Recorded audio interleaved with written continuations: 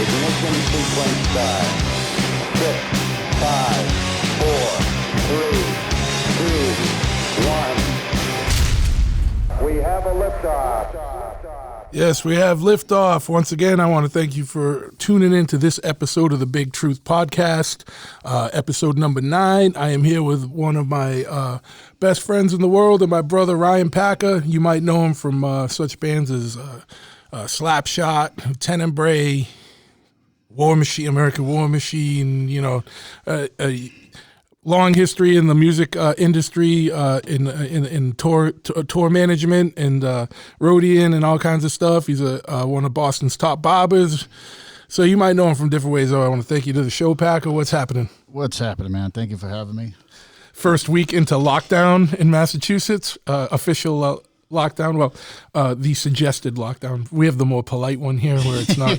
it's a suggested lockdown, I guess. Yeah, here we are. Not making any friggin' money. Yeah. Just sitting on my ass. Yeah.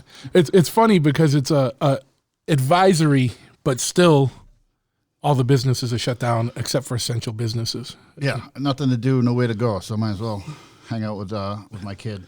Yeah, man, absolutely. And congratulations on not newborn, but pretty newborn son. 5 weeks. 5-week-old little Harlan hanging out at home, shitting his pants. Absolutely. Just like Dad. And that's it, right? Like, so that was actually the only show prep was, dude, don't make fun of your kid. It's not going to go over well. We didn't make fun of your kid. But that's all that's on my brain now, right? It's like, don't make fun of him for shitting his pants. I know. I love the little bastard. He's, it's 5 weeks of being a dad, man. It's fucking weird. Yeah, man. And I know it's been hard because of just some medical stuff. And then that led right into this fucking corona bullshit and fucking. Yeah. He was in the hospital for like a month. We got him home for like 4 days, and then now it's fucking lockdown. So dealing with not being able to work and having a newborn and everything else that's going on with life. Yeah, here's the good times, man. Yeah, answering emails for Europe, seeing if shows are still on. We actually just moved. We have a sheer terror show with I don't even know who else is on the bill, but in Milwaukee, that just got moved from April 24th to July 11th. So, yeah, well, that's the thing, right? Is no one knows. I know in Massachusetts, schools just got moved to May 7th or May 6th or something like that. Yeah. And so that means businesses probably won't be allowed to open till then. I mean, we don't know. This is all speculative, but it's probably more safer to say that we'll all be closed until then. Yeah, the shop has been shut down a week, so they said 2 weeks. We knew that it's going to be longer than that. So yeah, just absolutely hunkering down and trying to figure it out.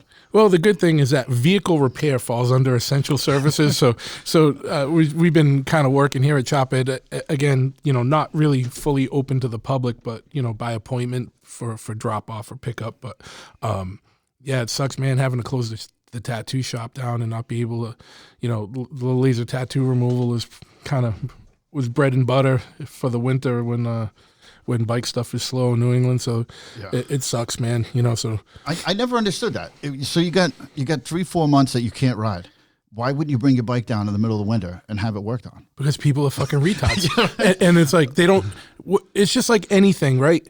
If you're not going to use it right then and there, it's out of people's heads. They put it away, they shut it off, they winterize it or they don't, or they just roll it into their shed or wherever. And then they don't think about it till it's sunny, and then it's nice. Oh, I want to ride. Oh yeah, I have a bike. Yeah. Oh, let me try and get it ready. Yeah. Again, along with everybody has the same thought at the exact same time. And what had happened here was we had a real mild winter, and spring came a little early, and so we had a week of like awesomeness where everyone started getting ready and bringing in shit, and then the next week Corona hit, and then it's like chirps. You know what I mean? Crickets. Yeah. So. Very understandably so, like people want to be cautious with their money or don't know what's going on. But you know what? A lot of people are getting paid to work from home or paid vacation. Like if you're a fucking there's money out there. Yeah. So if you're still getting paid and you have a bike and you want to get it ready, now's the time, man. Just as a little polite heads up. But yeah, man. I mean, it's got to be crushing. Like a lot of our friends and a lot of our probably a lot of the listeners of this podcast fall into one of the categories where people are shut down: bartenders, waiters, waitresses, service industry in general, barbers, tattooers. Fucking sucks, man. You know what I mean? And if anyone has any things that are interesting ideas how they're making ends meet and getting by, and not everywhere's on lockdown like we are, but shoot an email over to bigtruthpodcast@gmail.com and we'll talk about that and shout it out and spread the word on how people in like-minded situations can try and get some extra scratch. I know you've been doing some crazy shit, you know what I mean? Like, I'm doing what the fuck I gotta do, man. I fucking delivered a sandwich. I was on fucking what the fuck's it called? Postmates. Like, just I'm not gonna fucking go without, man. Like, I know how to fucking work, right? Yeah, exactly. So like, I'm literally I fucking turn this stupid app on and fucking Jimmy wants a sub. I'll go fucking pick it up and drop it off. And like, I drive a 2500 fucking GMC, dude. Yeah. Driving a nicer truck than this guy fucking dropping off a sub to him. It's like, hey, man. Look, what am I going to do? I can't fucking sit around. You bring the Lincoln out and go delivering the Lincoln. I actually just fixed the shift linkage on that, so I'm fucking stoked. I did get something done with the. You should try and sign up for like Uber Black with that. Right? That's a good idea right there, right? Uber Classic. Uber Classic. I was just gonna say that Uber Classic, someone will come get you and pick you up and drop you off in a classic car. Yeah, no shit. Yeah, you get your Lincoln. Let's start that. Yeah, well, we'll call it I don't know, Lincoln Logs. A nice ring to it. Yeah. All right, so just as let's get a few things. Let's put this out there.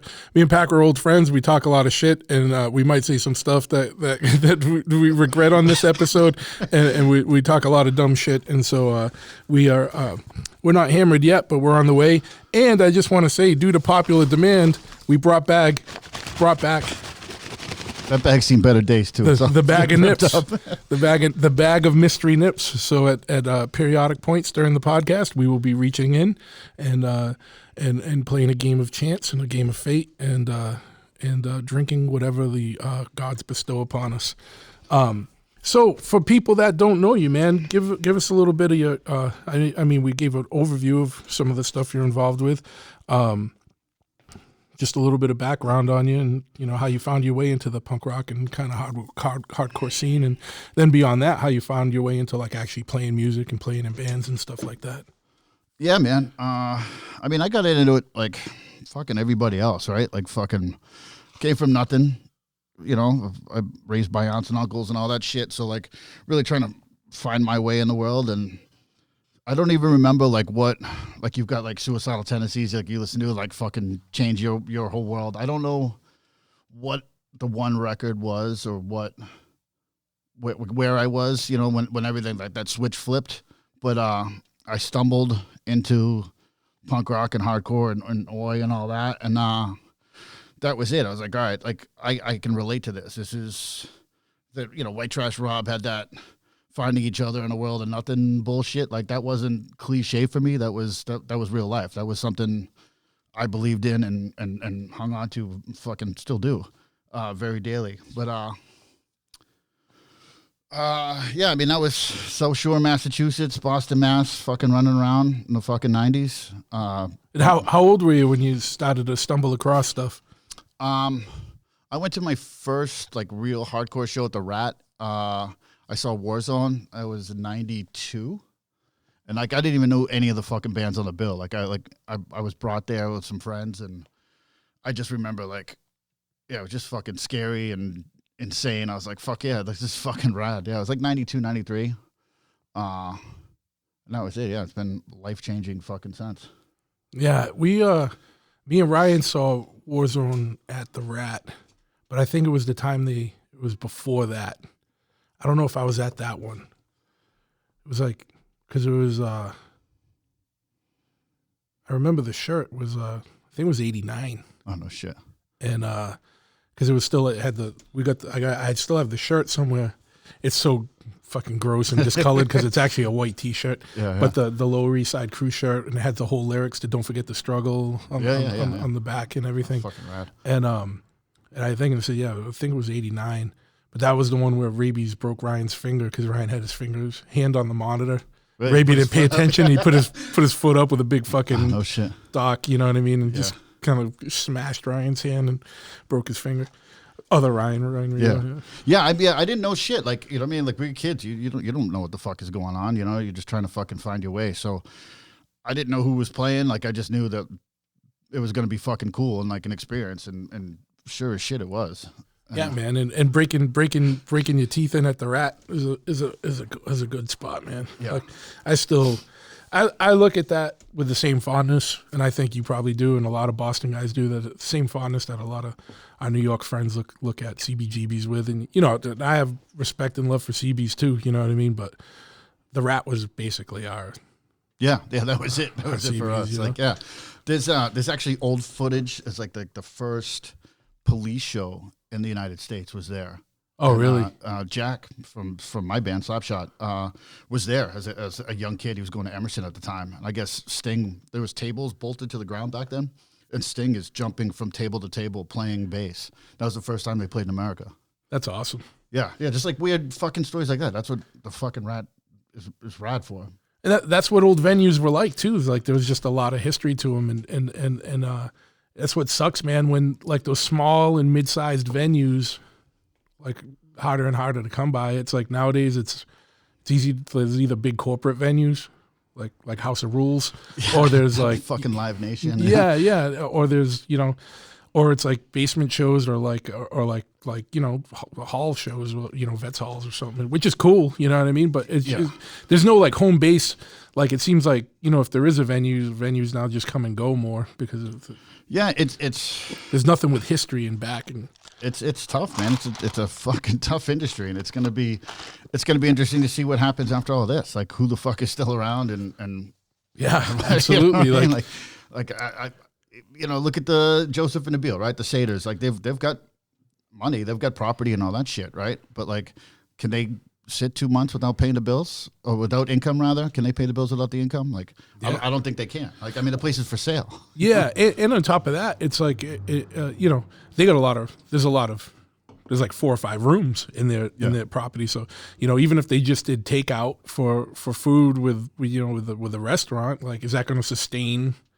That much real estate in Central Square, Cambridge. I don't. I mean, fucking 25 years ago in there, I think I've had food there 3 times. Yeah, I know. And they've all been in the last year. And they've all been in the last year or two. Yeah. I mean, I'm not saying the food isn't good. It's good food. I don't go there for the food. No, I go there absolutely. for the hang. Yeah, for the booze and the bands. Yeah. But yeah, man, and it just seems like that. And I don't know if it's the way of the world now, just people not going out as much or whatever, but it just seems like small to mid-sized venues are just harder to support. And I know everyone's hanging on by a thread. So, if you have a favorite venue and they sell merch or do food or something, do whatever you can to support because they might not be there. If this is only like 2 weeks, it's one thing. If this goes on for a month or 6 weeks or 8 weeks or whatever, who knows what the fuck's going to happen, man? Like a lot of the places you enjoy, the bars you drink at, they might not be there because they might not come out on the other side because, there's $2 trillion stimulus goes by and what they're talking about to help small businesses, they'll give you a loan. Yeah, thanks, bud. Yeah. I was reading about it today. Like, when banks fail, they get bailouts. When Wall Street fails, they get bailouts. When the backbone of America fails, it's like, oh, we'll give you a loan to help you back on your feet. You know what I mean? Dude, I was reading about it today, right? So it's 3.25% or whatever loan, but there's stipulations. It's not like, here you go, dude. Like, let's keep you going, right? It's you can't pay. Like, you can't consolidate your debt. You can't do any of this shit. So if you got like a fucking 15% personal loan to fucking keep the lights on or like buy a bike or flip a bike or whatever the fuck you got to do, you can't pay those bills with that shit.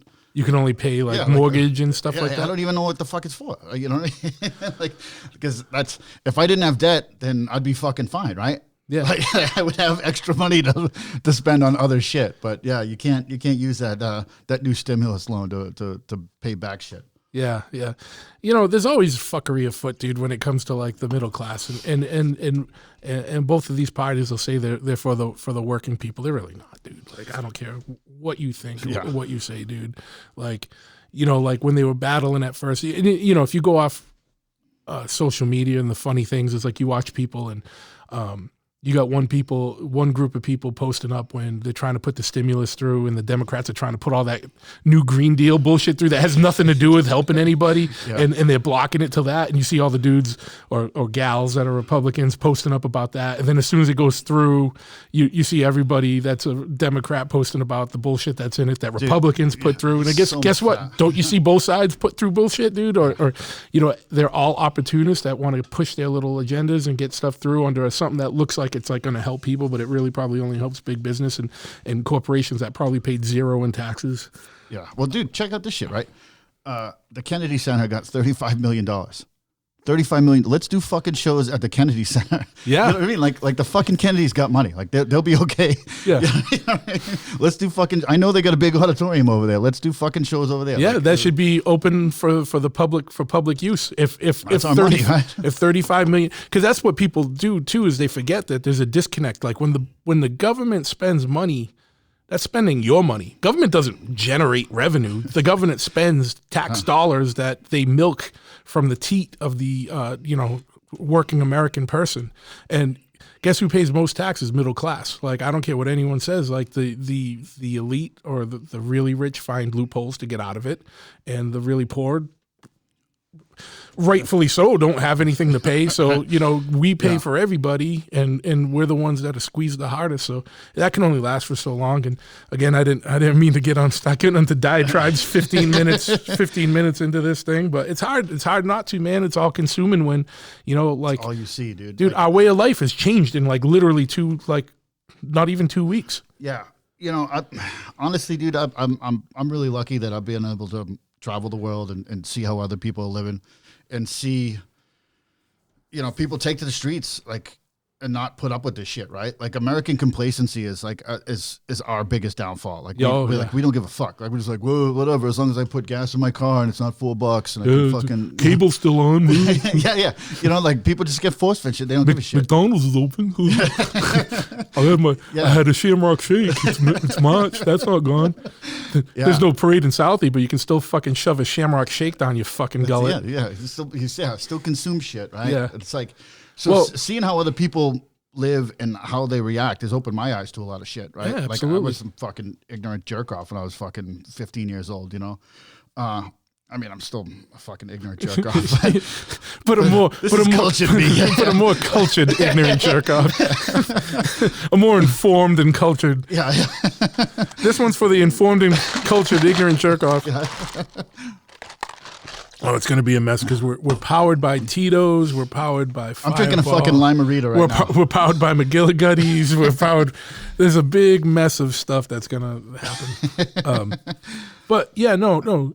I know what you're saying. In other places, people react. Here we react when Red Sox win the World Series or something when they haven't in a long time. You get some fucking college kid flip a fucking car when the Red Sox win, and some poor girl, gets shot with a fucking beanbag and all that. Shout out to Victoria Snellgrove.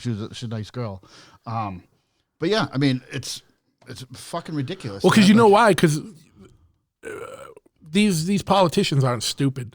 They don't just do shit like go from 0 to 100. They do things incrementally, so you don't notice it as much. It's like, you got Charlie Baker lying through his teeth. Oh, we're not going to shut anything down, blah, blah, blah. And then a week suggest it. And then a week later we suggest it, but you're fined if you stay open and you're one of the non-essential businesses. So basically you're shut down. Oh, it's only going to be for 2 weeks. All right. We can all deal with 2 weeks. Most people can deal, not everyone, but most people can deal with 2 weeks, no income. All right, well, now it's to May 7th, so now it's a month and whatever.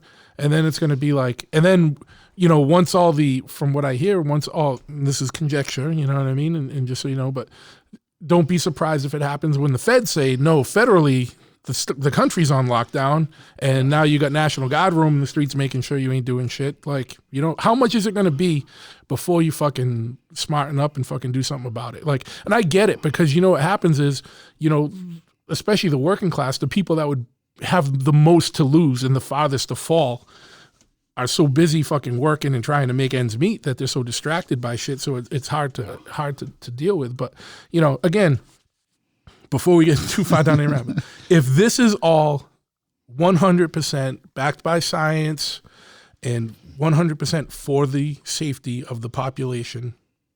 I get it. It's a just cause. Yeah, I got no problem. I've got no understanding that it's not. Exactly. I don't think it's a political movement by any means. Like, but I don't think any party is fucking smart enough to orchestrate some fucking bullshit like this. The problem is, if you want to get real fucking quote unquote deep state about it, it's not the parties. They're puppets for where the money is and for the money things, exactly, which is central banks or whatever. But let's not go down that road. But what I mean is, but everyone should be alert and make sure that once it's not a public health issue anymore, that you be vigilant about like resisting fucking tyranny, dude, because this is tyranny. Acceptable maybe if it's for the greater public good, but after this, if it keeps fucking going on, man, you got a responsibility, or whatever, or this is done. You know what I mean? We all have a fucking responsibility, right? Like, educate yourself. What is it? WriteTheBear.com. Yeah. Polymer80.com. Like, fucking look it up and look at what the laws are. Because right now they're doing shady shit. They're trying to push a bill through to put a 30% more tax on gun sales and a 50% tax on ammo and like longer waiting periods and all of that stuff. I didn't really read it all, but I perused the bill. Yeah. I actually looked at the bill itself because there's a link to it. And you can, it's a real bill. It's not conjecture or like conspiracy, but yeah, they're trying to push all this bullshit through under the guise of public safety while everyone's all up in arms about Corona.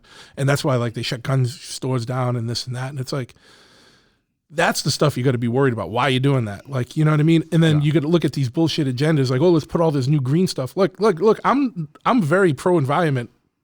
Some of the stuff I was reading in that bill is absolute fucking garbage, so whatever. It seems like out of this $2 trillion, a bunch of it is just being shoveled to like, all right, this much is for education, this much is for this much is for transportation, and we're going to leave it to our well-informed government agencies to decide what to do with that money. Guess how much of that goes unaccounted for or lost or fucking wasted or just going to hire someone's fucking cousin to do a fucking bullshit job, so you got another motherfucker taking up, money off the government, off the people's tit. You know what I mean? That shit. Like, argue that shit on your own fucking time. Like right now, it's fucking stimulus time, right? Like, and guess what? Fucking people. $2 trillion, dude. That is almost an unfathomable amount of money. I was trying to do stuff with my calculator with $2 billion. My calculator on the phone on your iPhone won't even go to $2 billion, dude. It can't even do it. Yeah. But like, if you're doing a $2 billion stimulus, cut everyone a check. You get everyone a check for $1 million. Yeah. And, it would crash, $1, you know what I mean? Because then everyone would be millionaires. But well,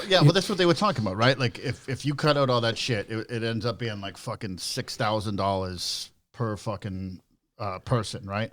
Well, there's 300 million Americans, right? Right. So like the 2 point whatever fucking trillion in the stimulus package. If you cut out the fat, like no corporate fucking subsidies, welfare bullshit, no 35 million to fucking whatever. It's like $6,000 per person that would get a fucking check.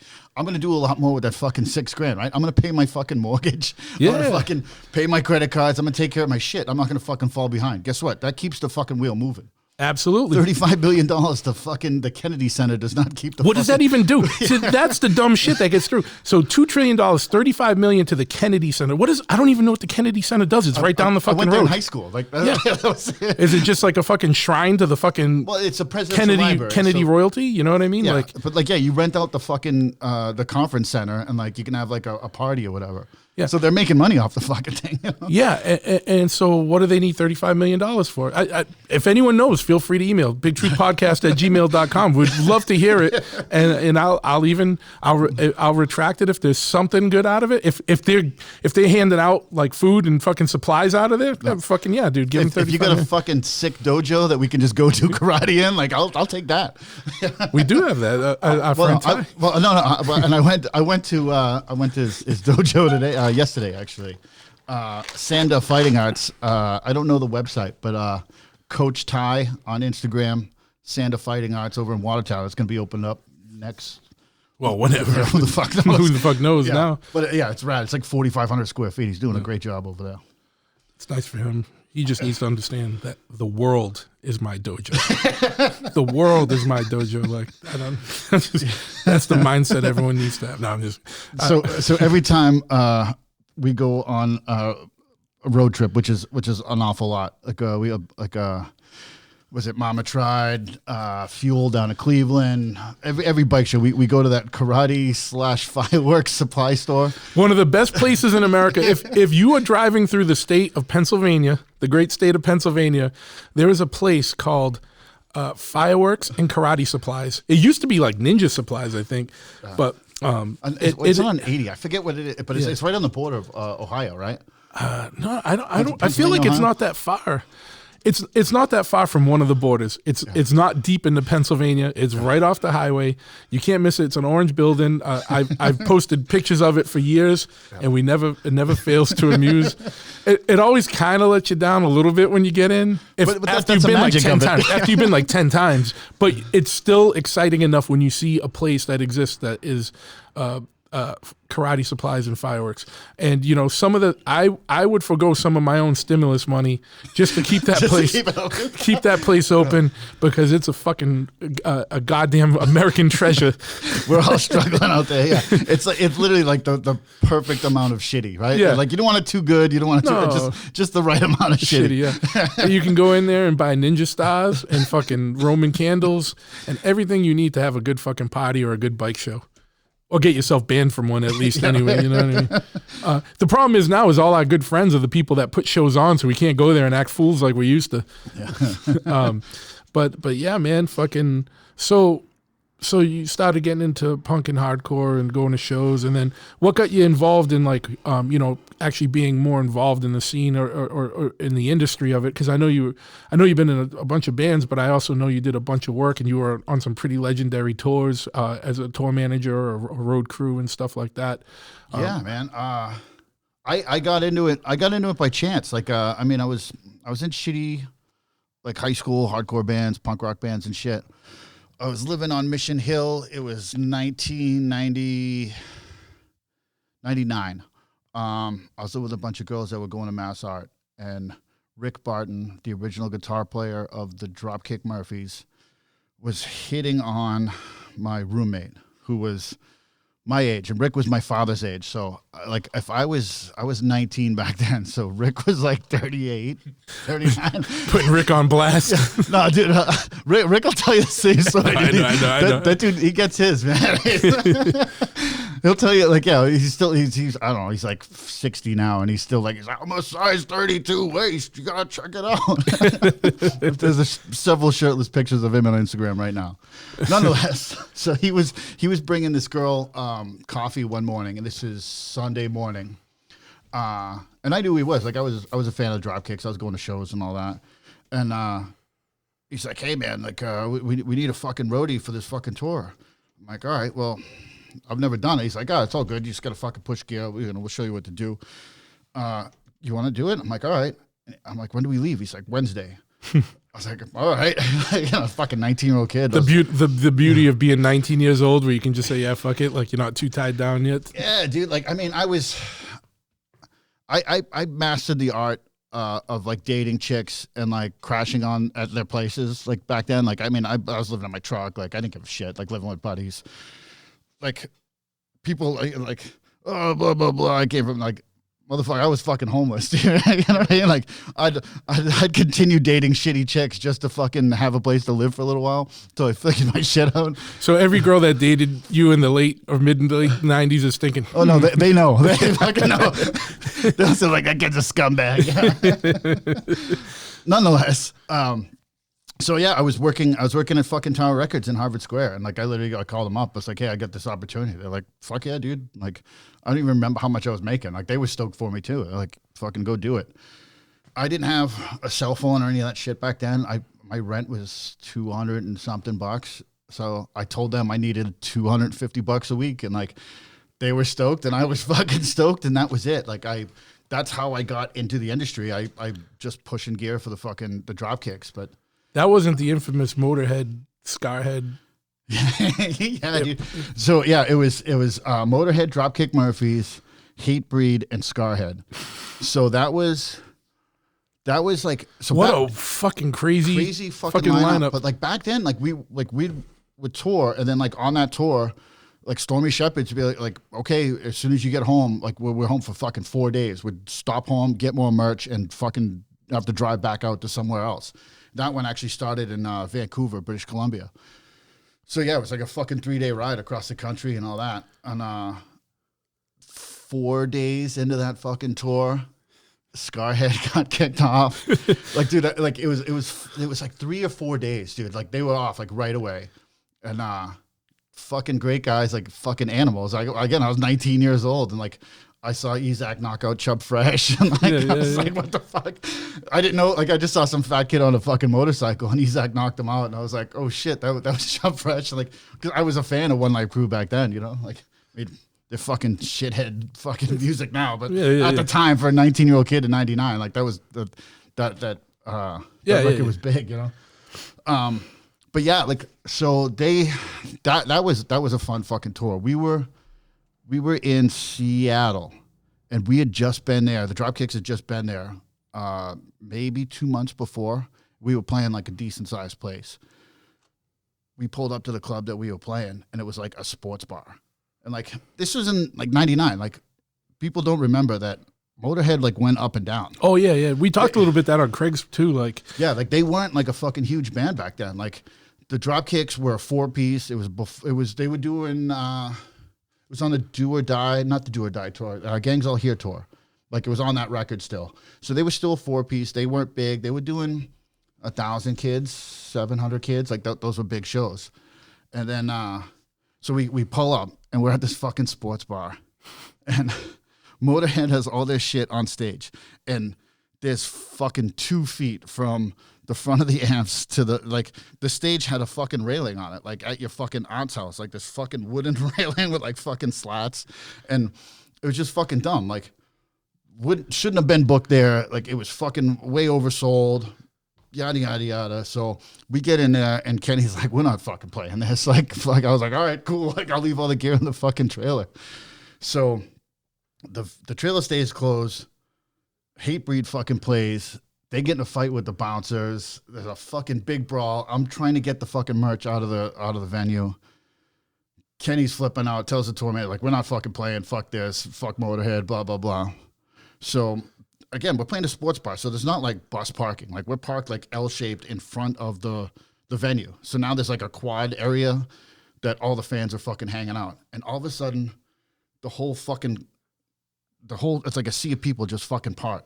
And fucking Motorhead come walking from their bus. We were in a 38-foot RV at the time. So Motorhead comes on our fucking RV, and I sit on the dashboard. I'm like, dude, I'm about to witness some fucking shit. Yeah. So 19-year-old me's fucking sitting there, and Lemmy sits down, and he's like, "Look, you know, we shouldn't have been playing here. We're sorry. This is fucked up. Blah blah blah. Sorry, we're doing this to you. We're all trying to make this work." And fucking Kenny stands up. He's wearing like a little fucking jumpsuit, and literally he's like poking Lemmy in the fucking chest. He's like, "You motherfucker, blah, blah, blah. We wanted to do this tour because we fucking care about your band. You guys fucking rule. You fucking treat us like shit, making us fucking play, blah, blah, blah." Like, 2-foot fucking stage. The whole time, Lemmy's like, "I'm fucking sorry. I'm sorry. I was like, holy shit. What little rock and roll fucking history." Yeah. Ken Casey fucking screaming at fucking Lemmy about playing some bullshit fucking bar. Yeah. I figured there were like other circumstances, like cutting the set and all that shit, but like as the fucking stage guy, I was like, I don't even have enough room to fucking put shit up on here. Yeah. But yeah, that was... Did the show happen anyway? No, that was it. Like, so we didn't play that night, and then I don't know if they got paid. Did Motorhead play that night? Motorhead played. The sports bar? The sports bar, yeah. They played, awesome. But we didn't play, and then I forget what... Like, the rest of the tour was great. A lot of fun with fucking Hatebreed on that tour. That was they were like the big band on Victory at the time, so they were fucking causing mischief. They got a flat tire in their U-Haul rental trailer, and instead of like fixing it, they put all the gear in the fucking RV and just pushed the fucking trailer into a ravine and just drove to the next show and called Tony like, "Yeah, we need a new trailer." That was it. They got a new trailer. Hey man, a little life hack hint. That's why you put insurance on shit when you rent something. Dude, they just fucking pushed it in a ravine and fucking kept going. Fuck it, dude. It's good time. No good time to return shit. Yeah. You're in the middle of it. So. Yeah, Dude, that's how I started. Like at 19 years old, I was like, all right, this is what the fuck I want to do the rest of my life. Yeah, fuck yeah. Well, that would be a good indoctrination right there. Funny thing with Tony Victory, man, is like me and Ryan know him from years and years ago, like from early days of, when we first got into stuff. And I used to trade records with him all the time. Like when I first started talking to him, he still lived at home with his like mother and shit. Like I'd call and his mother would in and be like, Tony around, blah, blah, blah. And then fucking, fast forward a couple years, like fucking, he has one of the most major fucking underground independent labels, one of the highest, the highest selling. He sold that thing for a record amount of money for a couple years ago. You know what I mean? Did he sell to Sony? Yeah, some crazy shit like that. And, like you'd have to call and then his secretary would answer. But I think it's time we've reached the point where we're going to reach into the... Yeah, we're about halfway. into the mystery bag. No, we're about like a third. Third, so. yeah. All right, man. Talked enough shit. Here we go. Little McGillicuddy butterscotch. Oh, yeah, that's what I get too. Here we go. Fucking hell. I prefer... So sugary, but... I prefer the mint. Yeah, absolutely. This tastes like eating candy at your grandma's. I want my fucking booze to taste like booze, right? Like, that's why I want the mint one. no, mint is a fucking minty booze. Minty booze. What's the matter with butterscotch booze? Hey, these are still left over from Johannes. Johannes only drinks nips and whatever. So shout out to Johannes. I gotta get fucking tattooed by that guy. I know. Fucking rules. So we're going back quickly. We're going back into a barter society here where we're going to trade tattoos for haircuts and fucking motorcycle parts and all this shit. You know what I mean? You don't have any fucking hair though, right? What? Johannes? I don't even think he's like. I don't think you're trading him a haircut. No. I give him like 10 haircuts for a fucking tattoo, but I don't think he fucking needs one. No, I think he just fucking shaves his head anyway. Yeah, I didn't know. He's got tattoos and fucking. Yeah. He's always wearing a hat, so it's hard to tell. This is how well we know our friends. But yeah, man. So then after that, what was like the first kind of, besides like high school stuff, what was the first kind of like semi-serious band that you were? So I left doing stuff with the Dropkicks in like 2000, 2001 area around there. I was just like, oh, cool. Like, this is fucking easy. I'm going to go do this and start a fucking band. Like I learned so much that sure. I thought I was like, all right, fucking, I got this in the bag. And like, you learned the industry aspect of it before the musical. It's like the other way. It's usually the other way around. Yeah, it's usually the other way around. And, yeah. So I played like a couple, bullshit bands and all that. And then, I was doing like street shit. I ended up going to jail for a minute. When I got out, I was playing with this band, Jason Bennett and the Resistance. Yep. Jason was in Suspect Device before that. It was cool, just like, like 77 style rock and roll, punk rock stuff. Like that was a lot of fun. And then I kind of evolved from that. What the fuck did I do after that? Then I started doing Tenebrae. No, what did I do? I was playing with Lenny. Yeah, I was playing with Lenny after that. Okay, I was gonna say, there had to be something in between that. Yeah. No, I was playing with Lenny. I was tour managing. I was just doing stage shit. Like I've done more stage shit. Well, at this point in my career, I've done more playing, but like for most of my career, it was more behind the scenes, like tour managing, stage managing, stuff like that. You still TM for like Street Dogs and stuff. Yeah, like from like 03 is when I started with them. When they started, like their first shows, like, well, not their first shows, but like, their first lineup actually. Like, I was there. I've seen all the fucking lineups over the years. Yeah.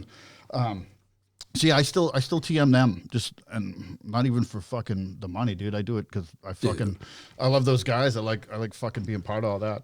But I was playing with Lenny. Lenny did that tour with the Street Dogs. I don't even know what fucking year that was. It's all a fucking blur, dude. I know. I know what you're talking about though. Yeah. Yeah, we did that tour. Then Lenny broke off, and like he was doing too much stuff that I couldn't do. So then he's been playing with a bunch of bass players since. And then I wanted to play bass. So yeah, I did Tenebrae with Mark Unseen, Dom from For the Worst, and actually EK, the original drummer. He was the original drummer of Warzone, but he was also in Sick of It All for a minute, and he played a bunch of shit. But yeah, that was that band. That was fun for a little bit, and then Craig Silverman ended up joining Tenebrae. I had met Craig, like we had knew who each other were, but we met on when he was with Blood for Blood and I was with the Street Dogs. We did a bunch of stuff in Europe, became really tight. And then, Did we hang on that? No, that was the tour before. Oh, okay, the one right before. Yeah, you went. I went on the one next after. tour. Okay, yeah. Yeah, that was. I remember hanging with Johnny, but I was like, I don't know. Yeah, because again, like I would do all the Street Dog stuff I could with them, but like, yeah, that was the point that like back then, like I was on the road for like 9 months, 1 year. And my wife was like, what the fuck? I was like finally making money, you know, but like I was fucking gone. I had a 29 Ford sitting in my driveway and I'm like, well, I fucking missed the opportunity to drive that this year. And so like I wanted to balance. But unfortunately, a lot of time in the music industry, that's what people don't understand is unless you're on the road, you're not making money. Like, you know. Yeah. So yeah, I was finally making money, but then I was fucking gone. And like we'd just got married and all that. So like, yeah, it was probably like 2010, 2011 was that. So yeah, like I then that's when I started, like I got my barber's license in 2006. That was always like the fallback. Sure. You know, like this fucking. But that's one of the good careers for someone involved in music because it's not like so structured of a job that you can't like leave and come back.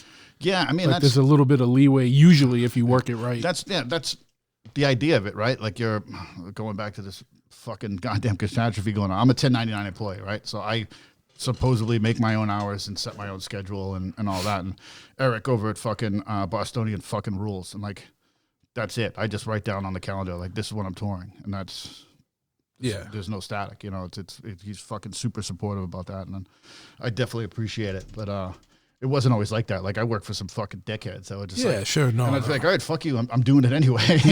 Like, and that's like, it's never been easy. Like so many guys are like, oh dude, it's gonna be so fucking nice being able to do that. It's like, nah, dude, like you just fucking do it. You know what I mean? You like, got it. That's the thing. And that's one of the things what I always wanted to achieve with like this podcast is showing people that there are alternatives to like regular general 9-to-5 stuff, but people usually only see the glorious aspects of it, but they don't understand that, you know, it's just as much, if not more work than a regular 9-to-5. Because most 9-to-5 jobs, you go and you do it and you come home and it's done. Yeah. Like with this stuff, it's way of life shit. Like Chop It doesn't end when I leave the shop. Like it's a endless fucking thing of like having to answer emails or look at shit and wait, see if stuff shipped yet or it's come in. And, you know, it's like a never ending like thing. And the tattoo shop, it's the same thing. You know what I mean? You got to be responsive to stuff. If you're in music stuff, like you got to write. You got to ship stuff. It's never fucking. It never ends. So ends. I like to do the coming from a TM standpoint, right? Like I like being a tour manager. I like understanding, like having all the information, executing contracts and all that. Like I'm good with it. So obviously with Slapshot, I'm that dude. So I wake up in the morning, I'm answering emails over in Europe. Business they're stuff. 6 to 9 hours ahead of us. I'm on it. Like, especially now, like, and I don't know if I'm supposed to officially announce it, but most of our tours canceled already. We were supposed to leave May 17th. That was supposed to be May 17th to June 19th. So, yeah. Well, let's back it up because you just started to talk about that, about meeting Craig. Oh yeah, but you didn't really get into the Slapshot story. Yeah. So Craig and I met again, knew of each other, but really met on that tour. So when he came home, Blood for Blood was pretty much done. So I was like, dude, come play in fucking Tenebrae. And he was like, yeah. And we had a fucking blast, dude. Like I fucking love those dudes. And we had like 8 songs, so we literally just like go play some bullshit place and get. I don't think you mentioned it too. That was Mark from Unseen. Yeah, Mark Unseen, Dom DiBenedetto, Craig, EK was the original drummer, but then Rob Falzano from Ramallah and a bunch of other bands, You can find him at robfelzanoofficial.com. Shout out.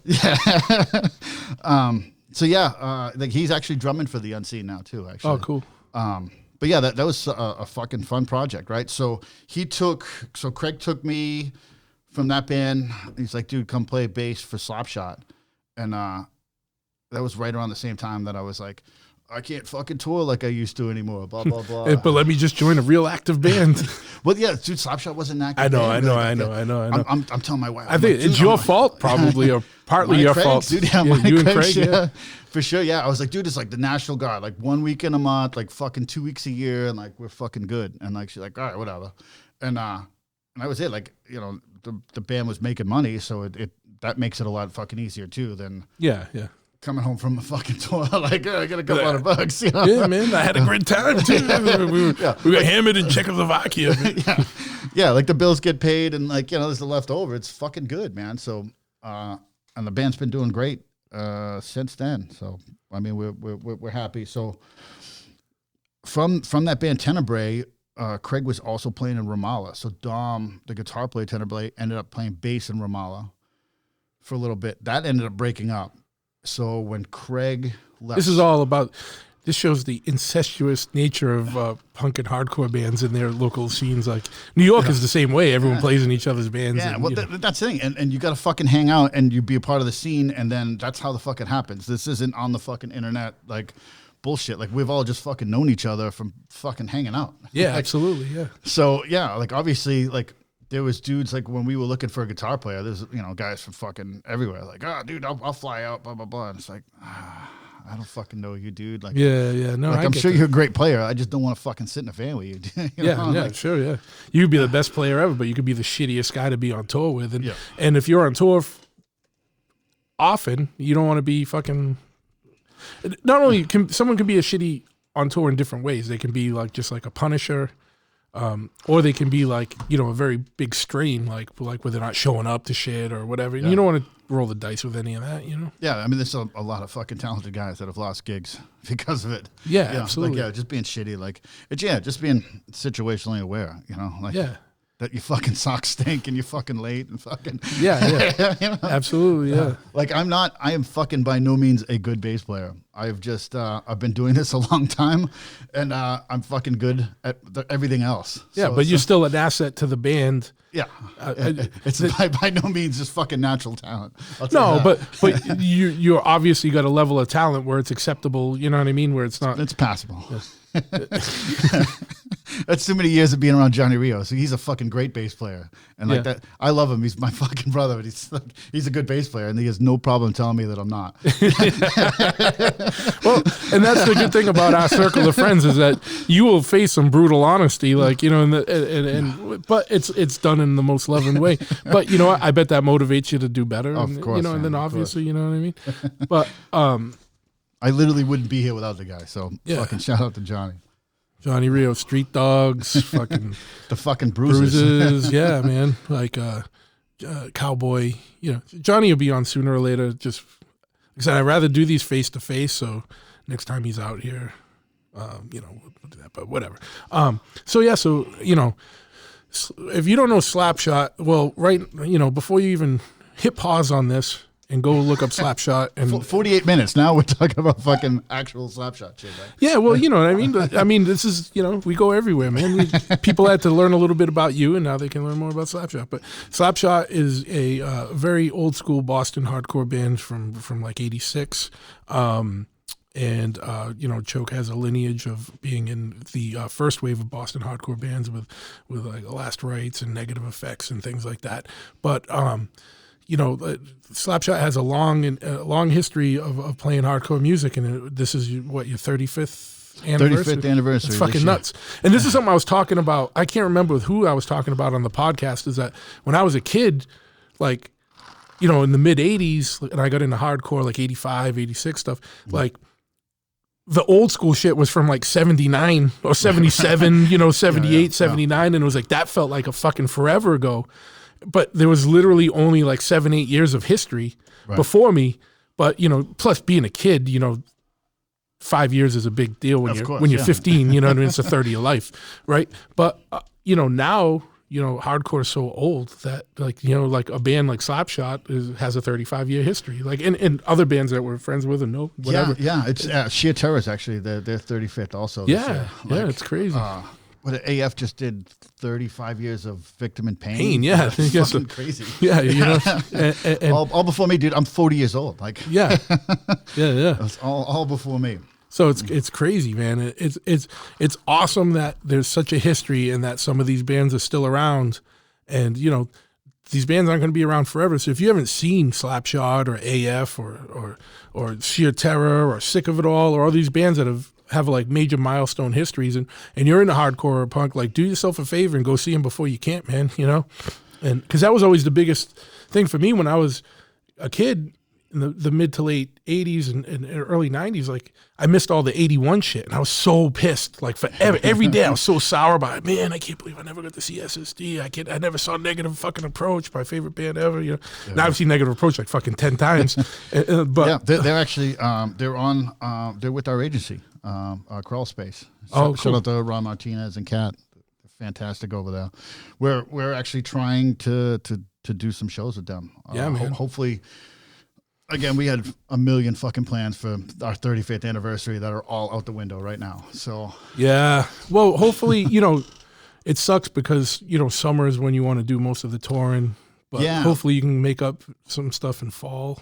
Yeah, winter sucks. You know what I mean? The idea was we were going to go in May for the early festivals in Europe. In Europe, yeah. So right now we're still slated to play at Grass Pop and Hellfest. So those are like two big ones, right? Like fucking Iron Maiden's headlining, and then. So is Europe not getting hit as hard with this? I haven't honestly. I've been pinned, but like obviously. Let me rewind. Everyone knows Italy's getting slammed the fuck up, and I know countries around it, but like, is it? It's like things like it's Europe's on lockdown, kind of like us. Lockdown, yeah. So our European agent is out of the Netherlands. Sander and Martine over at Loud Noise or New Noise is the new company. So they do Sound of Revolution, and then I don't even know the name of the new festival yet, but those guys fucking rule. They're fucking old hardcore guys, and they treat their bands really well. Nonetheless, so yeah, they're on fucking lockdown until June in the Netherlands. Like no fucking shows, no nothing. Wow. Like, so that's why we just found out today that most of our tours canceled except for the big festivals. But like those festivals are like 110,000 people, so it's gonna be. I understand they're gonna lose a lot of money by canceling it, but like. I think socially they're gonna have to, you know what I mean? Like socially conscious. There's 110,000 motherfuckers breathing on each other, right on top of each other. If you're literally worried about transmission, but that's what's weird. Like when you're playing, like it's fucking rad playing those stages, right? So like we're on like the war zone stage, so that's the fucking third stage, right? There's still like 30,000 kids in front of our stage. Yeah, but you can drive an ambulance between the stage and the barrier. So like you're fucking way up there and like way far away. So it's fucking super weird. Like you're like, and like we don't have breakdowns. Like we don't have like fucking amphitheater fucking moves. You know what I mean? Like we're trying to take up a lot of fucking real estate and just play fucking hard as we can. Yeah. And just be relentless. But like, like the metal bands definitely have like an edge on us. Sure. Yeah. You know? Well, that's the thing. Yeah. Like, that's what Slapshot's known for. There's really like only like 2 songs with like breakdowns, you know what I mean? Yeah, we just fucking we don't stop. We keep playing and just fucking send it home. And like and Europeans are fucking rad. Like Europeans are, it's such a different culture and a different attitude about shit, right? And it's not because you're American or not because you're this or that. It's they look on a list and like, I don't know this band. I'm gonna go fucking check them out. They're not. Oh, I don't know this band. Fuck this, I'll show up late. Yeah. Like they want to fucking see it. You know what I mean? So it's fucking really cool that they're super supportive about shit. Like, that's why they spend €250 to go to a festival like this and just fucking see all these bands because they're gonna have a good time either way. And they might like the band, they might not, but they're gonna check out a bunch of new bands and then you see them the next time you're on tour in the club show. Yeah, that's awesome. So it works for the bands, it works for the fans. Everybody fucking wins. And it just seems like there's more of a culture. Culture where there's more support for touring bands out there than there is in America at our kind of level. 100%. So like, I'm not talking about Motley Crue level. There's more support, but then there's more expected. Yeah. Right. So like they'll they support you. Then they're now connected to you, and now you owe them that, right? Like now you owe them some time. Now you owe, and it sucks, dude. But like that's the fucking gig, right? Like you're fucking hungover, and you're trying to fucking dry your clothes from last night or fucking whatever. But like, kid wants to hang, like you got to hang because like that's it. Like you're always accessible. Like you have to be. You're an asshole if you're a super asshole. Because they're literally supporting you, and like obviously you want to. Yeah. But sometimes it's a little less convenient than other times. Yeah. But like sometimes you're just trying not to puke. Yeah, dude. There's no shutting that off. It's like, all right, dude, yeah, come on, dude. Like, but like I just fucking let them know. I'm like, I'm fucked up, dude. Like I'm gonna puke or whatever. Like I'm not really in the mood, and that's it. Like, and they appreciate that shit though. Like that's just being real, and that's all the fucking Europeans want is for you to fucking be real, and that's why good fucking bands are doing well over there. Fucking Madball is fucking huge over there. AF's huge over there. Sick of It All. Yeah, like, we do well over there. Like all these fucking fake bands, like no one gives a fuck about. So what's fucking crazy, right? Is just not to keep going back to the virus shit, but I was just thinking too. I literally got a before we started, I got a message from my buddy in Mexico City with this guy, Juan Pablo, who's one of the dudes that puts on that Amanopla motorcycle show. And he hit me up because he was so excited to see the Misfits, but they were playing a festival in Mexico City, and that just got canceled. So shit's happening like worldwide. Like I know it's easy to get caught up in your box and think about like what's happening right in front of you, but it's insane to think like this shit is happening everywhere. Well, not everywhere, but almost everywhere. So we are definitely experiencing this globally, right? Yeah. Like that we all have this, we are experiencing this together. Like, is there any other moment, I mean, a world war maybe, that like we were all fucking affected at the same time? Yeah. You know, so this could be hopefully a pinnacle moment in everyone's lifetime, world history. Yeah. And you know, hopefully it serves as some kind of, after it's all said and done, does some good. Yeah. You know, I hope. Yeah. Yeah. Well, you know what I mean? But like, you know, culturally or like, you know, just on how people think about things, get you out of your daily mundane routine and start thinking about things in a little bit bigger of a sense. And whatever, you know, and you know, the thing is, you know, we got to not get caught up in, and I noticed myself today, like, you know what I mean? Like I try not, you know, and I've always said like, I've always said over the last 2 weeks, you know what I mean? Not always said. The man of wisdom. Since this shit has started, I'm like, I'm not in the, you know, whatever. I'm not as worried about the virus as I am worried about the reactions to it and the potential overreactions and the potential missteps and abuses of power that are kind of could potentially be associated with that. But, you know, going out today, you know what I mean? Like, I just had to go into a store really quick and grab a couple things. And then it was just like, it's weird being around people all of a sudden. I haven't been around people other than like at the shop and the same 2 or 3 guys that are here. Right. You know what I mean? And it was like, dude, then I get all suspect. I'm like, this motherfucker, why are you so fucking close, dude? What the fuck, man? You know what I mean? And I've always had an antisocial element, but like now that antisocial is the way of everybody, it's fucking weird, dude. You know what I mean? And we all got to keep in mind, this is temporary. So when this is over, don't let this be your mindset where everyone's so disjointed and fragmented and looking at people suspicious if they got a little bit of a sniffle or a cough, you know what I mean? And it's, I only say it because I get caught up in it too. Like, you know, and I didn't think I would, you know, and all of a sudden it was just like on me. Like, and I was like, wait, why am I acting like this? Fucking stupid. You know what I mean? Wait, let me ask you a question. Real question. Real talk. Real talk. We're just about to get, wait, hold on. Let me take a real talk. All right, I'm ready. So I've been walking around also, right, doing a little fucking shopping here and there, and like you see these fucking guys, they got their rubber gloves and their mask on and all that. You think they're a little sweet? Like, do you little light in the loafers? Yeah. Do you think like it's a little like fuck you, dude? Like I'm not wearing a fucking mask or gloves or any of that shit. Like here's the thing, and I don't think. This should be a joke. Like it's not. I social distance. I wash my hands and all that. Yeah. Do I need to fucking wear a body condom? No. I just fucking. Well, I guess here's the thing: is that I wouldn't want to assume that they didn't have a pre-existing medical condition that put them up more at risk. Well, if they did, then they should fucking be at home. I know, but say you live alone, right? Say you got emphysema, but you live alone. Call fucking Postmates, man. I'll come deliver you a all right, sub. yeah. Call Ryan. If you're in the greater Boston area, Ryan will deliver you a sub. And if you're lucky, it'll be in a 65 Lincoln 64 Lincoln Continental. And if so if not, No, fucking for real, man. I see these fucking kids my age. I'm like, come on, dude. Well, here's the thing, dude. I haven't gone out in the city. Yeah. So and I know that's different, but like Freetown's a little more old school, and you don't. I haven't seen anyone in gloves and a mask all over the city, dude. You get, fucking fashion sneakers and sweatpants and fucking gloves and a mask. Well, that's the thing is now it's become an accessory, right? Yeah. And you know what? What I say is like, fuck you, dude. That should go to like a first responder. 100%. Especially in times of shortage. Wasting shit. Times of shortage. And here's the fucking thing with that, right? So like that's the same fucking hospital that charged me $500 for aspirin. So like I don't want to expose fucking, I love nurses. Like they've been fucking 110% for my kid and all that shit.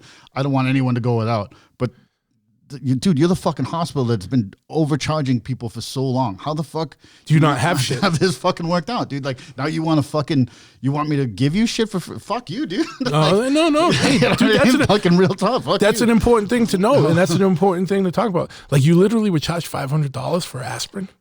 Yeah, dude, like all kinds of shit. Like my kid, I'm already getting fucking bills for the fucking kid. He wasn't even out of the hospital.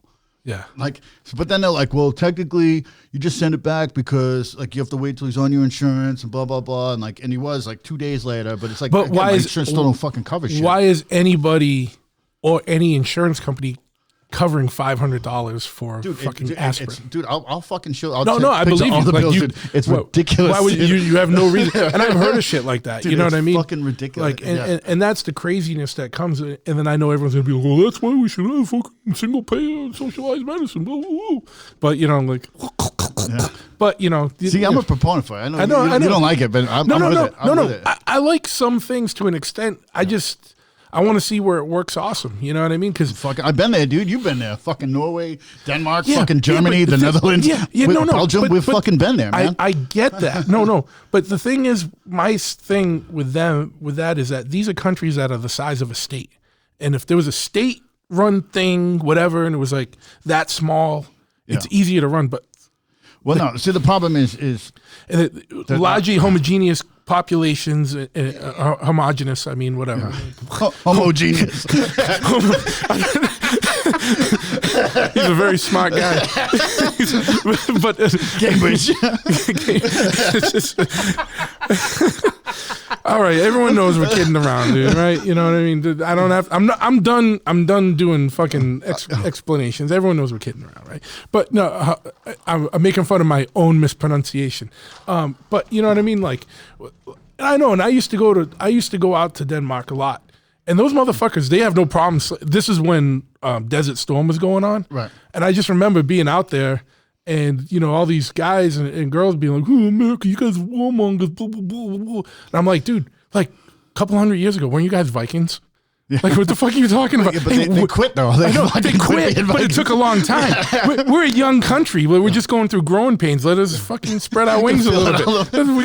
We're just learning our way in the world. We're infantile as a country. Like, no, I'm just kidding. I'm kidding. Fucking wings. No, the problem, like again, you're self-employed. I'm self-employed, right? Right. Yeah. So I pay for my health insurance. Like my wife's self-employed also. Neither one of us. Like even when she was working for another salon, like there weren't enough employees. So we always had to buy our health insurance. So I've watched it over the years grow and grow and grow, right? So I'm paying more and more, and I'm very astute on fucking where my money is going. That's cash in my hand. That's a bill that I pay. I know exactly where the fuck it goes and what I'm getting for that money. Over the years, I've been getting less and less, and it's costing me more and fucking more and more. That's how everything is. Oh, yeah. No. So now, instead of so I have Tufts Health Direct, right? So I don't fucking even pay Tufts Health Direct. I know I make too much money to qualify. I don't want a fucking handout. I don't need any fucking subsidies, any of that shit. I make enough money. I'm a fucking grown man. I don't go through the Health Connector, fucking thank God, because it's a fucking mess. So instead of having me channel through the Health Connector, I used to be able to buy it directly from Tufts. Since this conversation is way too adult for me right now. No, I'm just kidding. I'll fucking back it up. No. Good. I'm talking about Massachusetts. I'm just making a joke. We can talk about punk rock, man. No. Absolutely. Go on. No, this is important stuff because even if people are in other parts of the country or the world and they don't do it, but it's important to understand how these systems put fuckery into place. Yeah, but dude, there's now a fucking third party that I have to fucking pay for all this shit. So like when I had trouble when I had my fucking kid, I had to call HSA who fucking handle my account for fucking Tufts. It's like, how many fucking more people is that I'm fucking paying? Like, how many people need to be in line? That I'm fucking getting because these fucking people got to be paid. So that's I'm the not, long and short of it. I'm not. I think healthcare should be available to everybody. I just want to see a system that works for our country because you can't put necessarily the Danish model into place here 100%. But no one's come up. The problem is that too many politicians and too many corporations get involved, and then everyone, you got all these unabashed like corporate like it's weird because I'm very capitalist, but I'm like a proponent for like in my own word like responsible capitalism, like where there's not unabashed greed. No such thing. I know exactly. But there was and there can be, but like at the same time that all this shit's going on, but you see all these CEOs of pharmaceutical companies giving themselves raises and bonuses, and then they're raising the price on drugs that shouldn't be $700. You know what I mean? Like for a dose, where but it's just so much money is just fucking put to the wayside. You know what I mean? I don't know, dude. Yeah, I'm not in a headspace to talk about important, serious things, but I will. Yeah, everyone's got a fucking opinion on. Yeah, God damn it, I got a mic in front of me. So yeah, that's you're right. gonna hear it. You motherfuckers, change the channel or keep listening. But you got this. You don't have a say.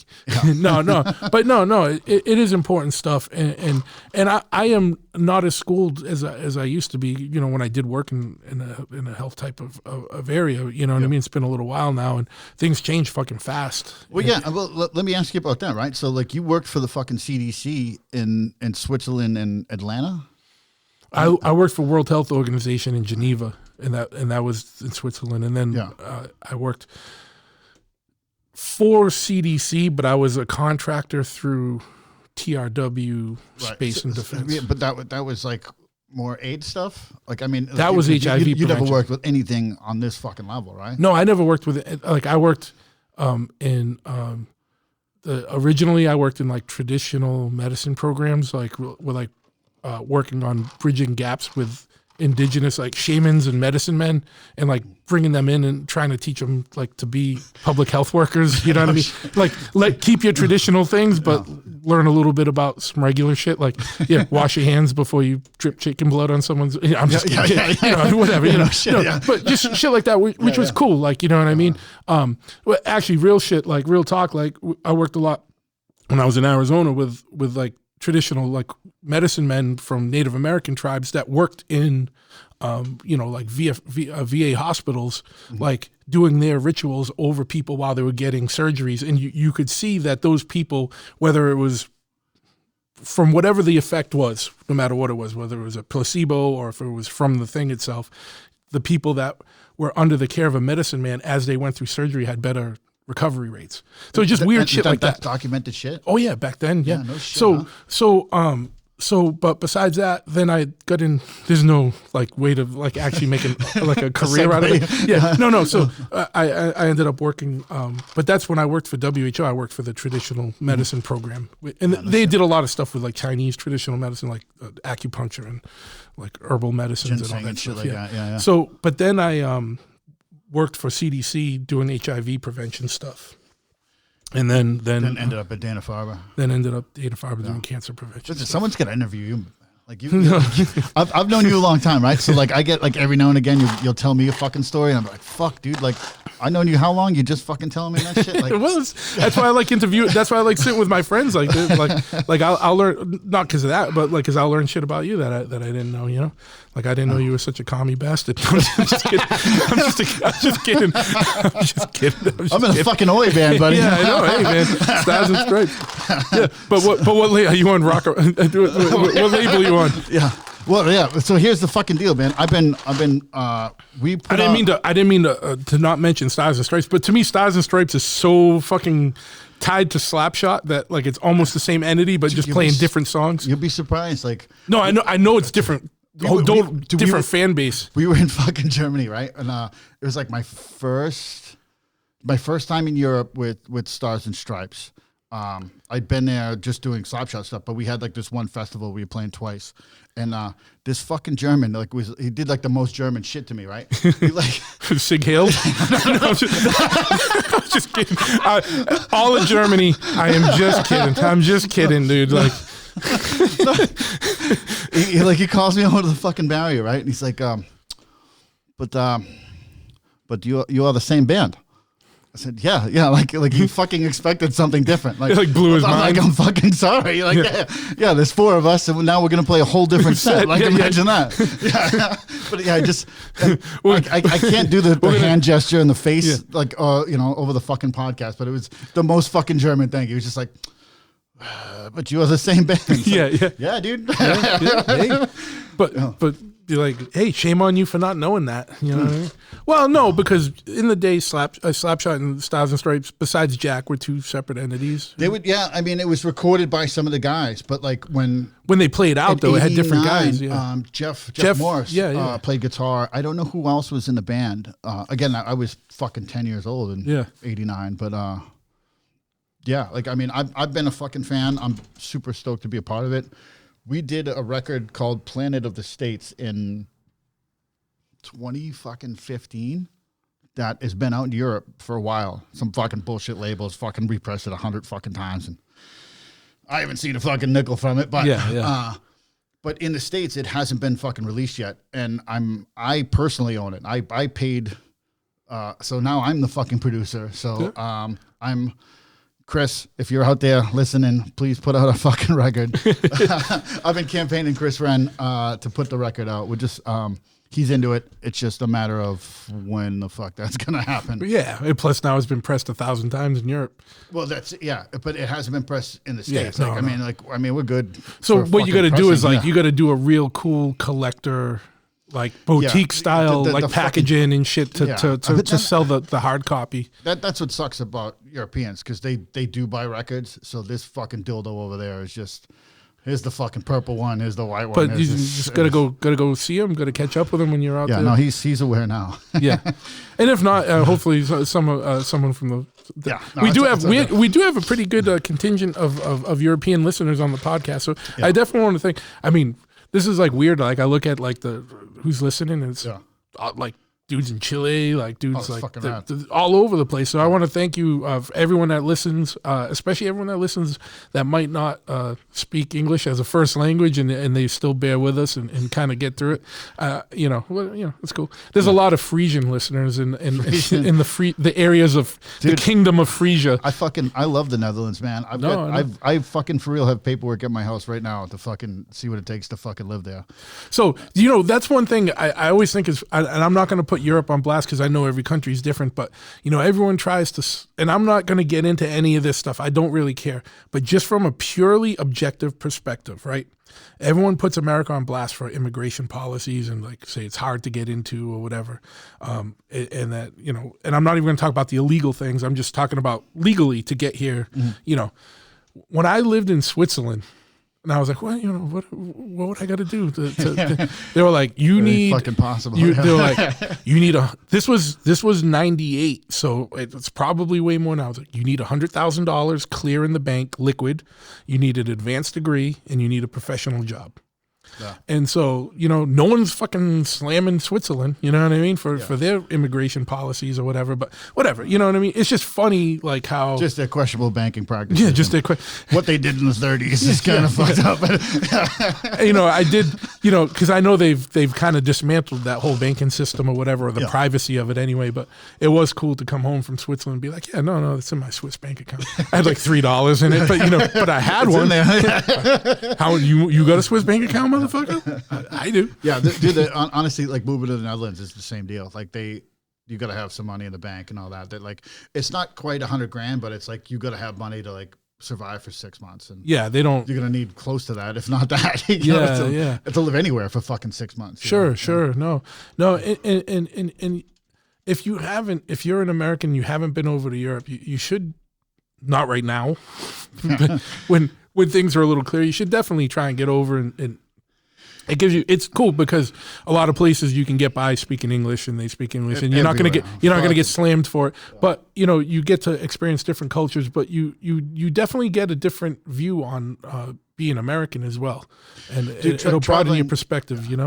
Traveling definitely cures ignorance, right? And like when you go somewhere, you go see the fucking Eiffel Tower and fucking all that bullshit, right? But like hang out with the fucking people. Like I'm super fucking grateful that I can do that. Like I hang out with fucking kids in all these fucking towns, and you get a real feel for it. And like, as you said, like you get to see how other people see Americans. You're like, oh, wait a minute, like it's kind of fucked up, or like so there's some parts that they like that like we just take for granted. You know what I mean? Sure, and yeah. It's like, all right, whatever. But what you'll find out, what's crazy is that they're as up on American politics as or more up on it than a lot of Americans, and then they're just kind of definitely more engaged and aware of things. And I don't know the situation of what their media is like or whatnot, but so they might get a more balanced or fair perspective. It's way more boring over there. It's just the facts, and like that doesn't fucking make ratings over here in America. No, but here like, it's like scare tactics and fucking facts,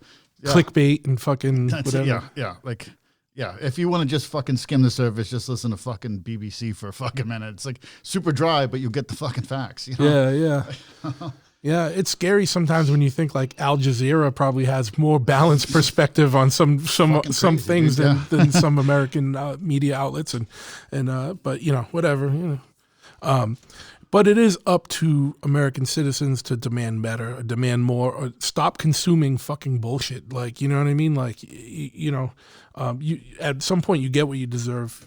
And just stop being so fucking complacent, man. Like, the thing is like, I know. And the problem is probably most of the people listening to this don't fall in the normal, just kind of general Joe Public type of persona where it might be more applicable to. I don't have that kind of reach outside of little weird subcultures. You know what I mean? Like, like there's not. Tell your aunt she's wrong. Tell your aunt to fucking stop watching MSNBC or Fox.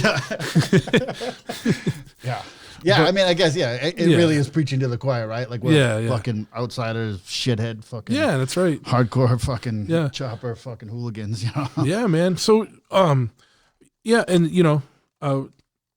we definitely need another drink, by the way. I know, I don't even know. I can't even put this on pause, dude. Like, here's the thing.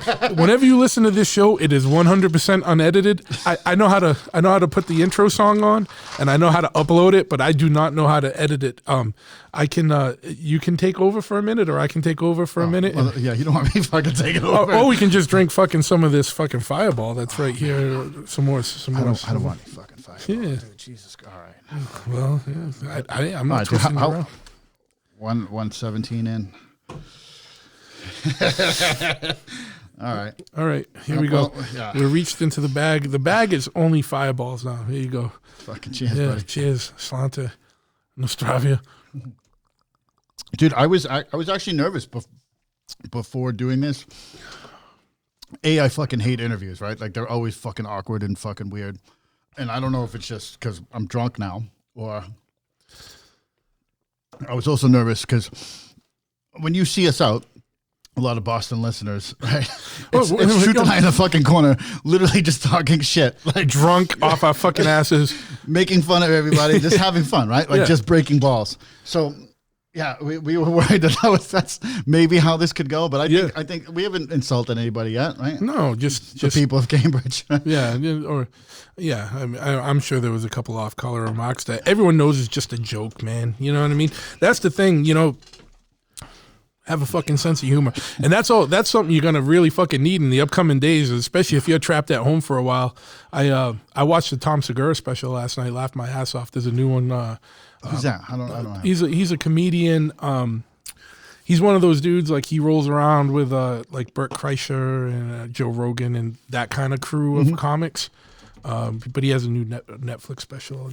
I'm not giving him, just not as a plug, it's just literally it was like it was on and I was watching it. And read a book, fucking listen to podcasts, check out some fucking comedians. No, he's a funny dude. He's a funny dude, and that shit's important, man. You need to not take shit as serious as I can take things. I need to check myself and make sure I just do some dumb shit or laugh. You know what I mean? Because otherwise we're going to go fucking crazy, man. Fucking for sure.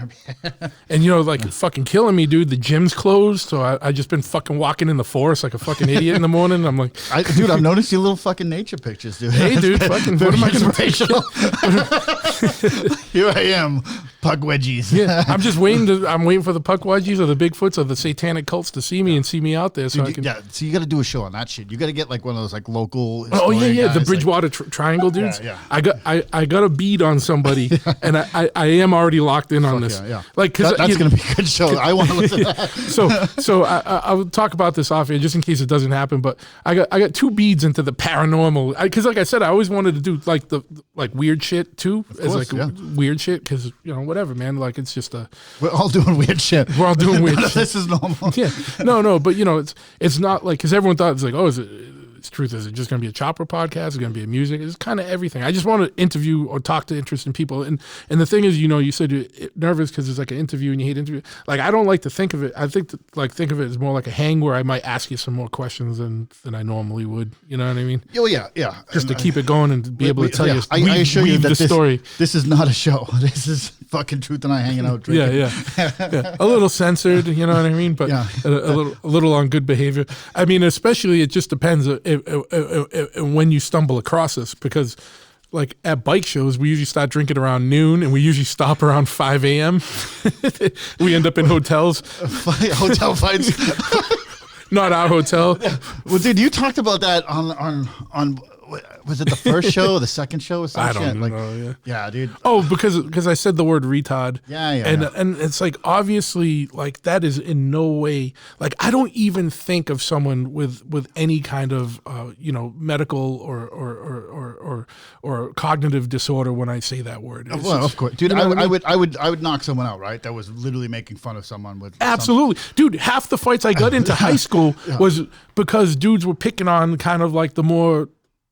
I don't know, special kids, you know what I mean? Like, doesn't mean we don't say fucking retard. Yeah. But we always stuck up for those dudes, like, you know what I mean? Because we were underdogs too, like, because like I said a million times, like being a punk rock kid or a hardcore kid back then was not cool, or a skateboarder or any of that stuff. Yeah, 100%. So literally in the chain of things, like we weren't very far above like the special ed kids in the chain of command, I guess, or whatever.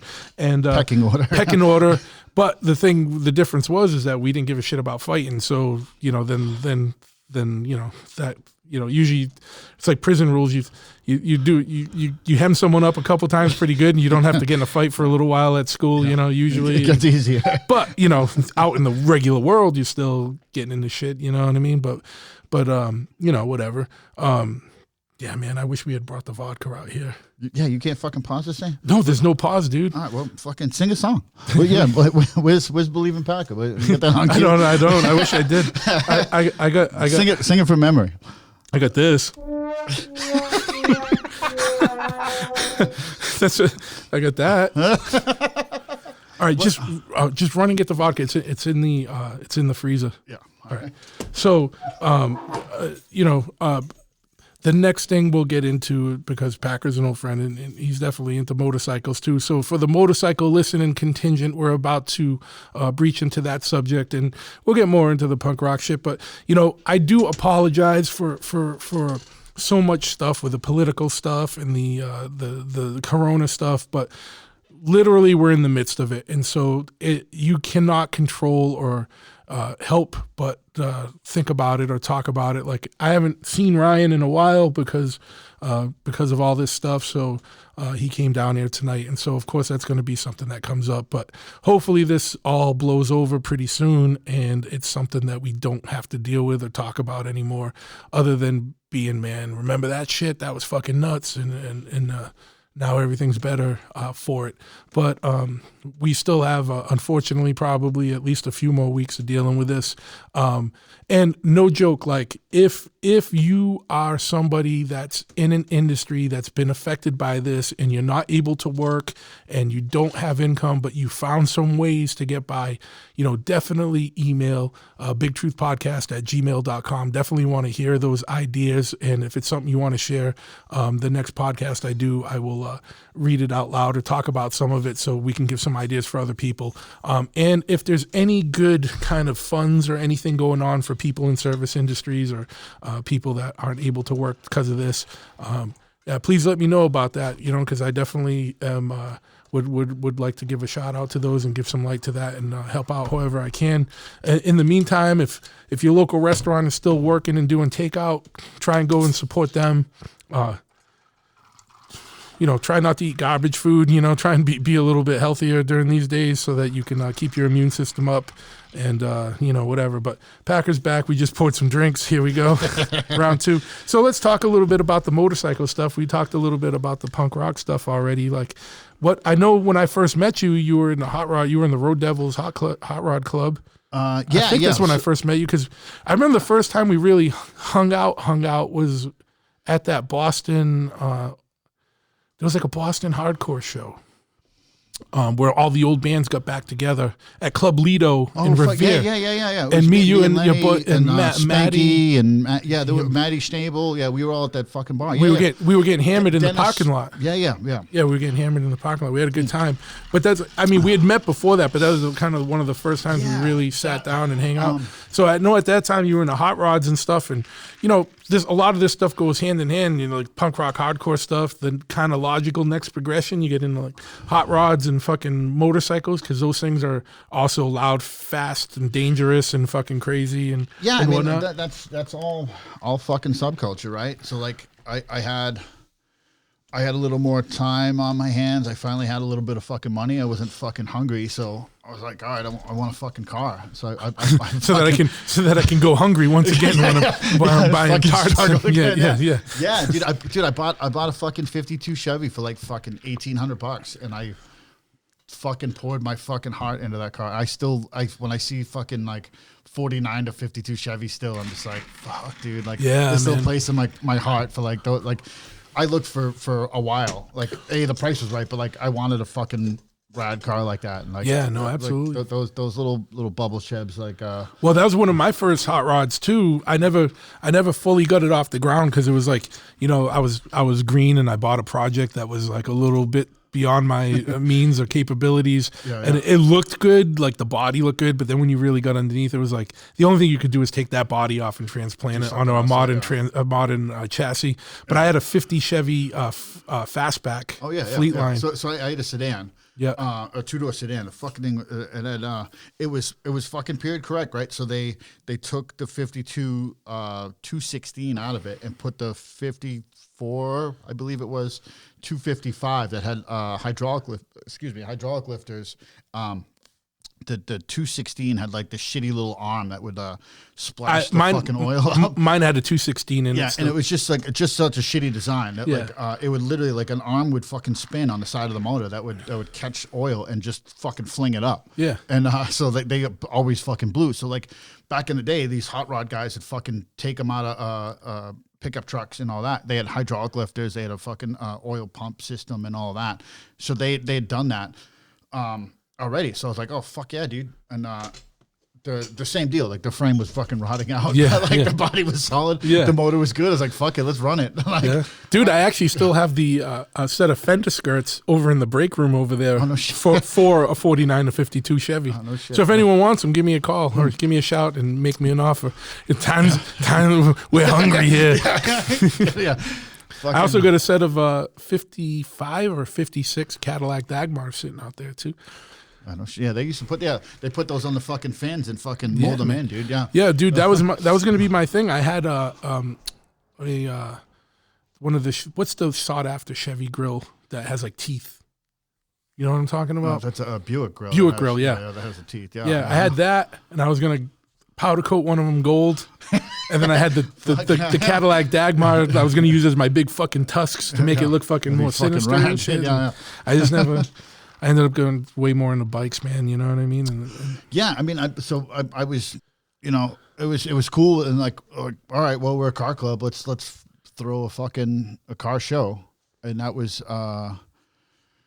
2010, around that. Like, yeah, like while I was fucking touring and doing everything else, like I was doing that, and then.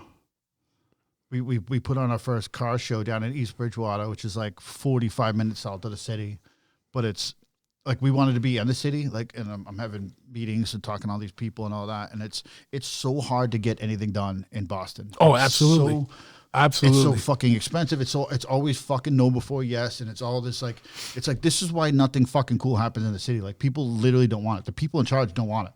Like, I'm 40 years old. We're successful fucking people. Like, we're still hitting barriers. Yeah, they don't want to do it.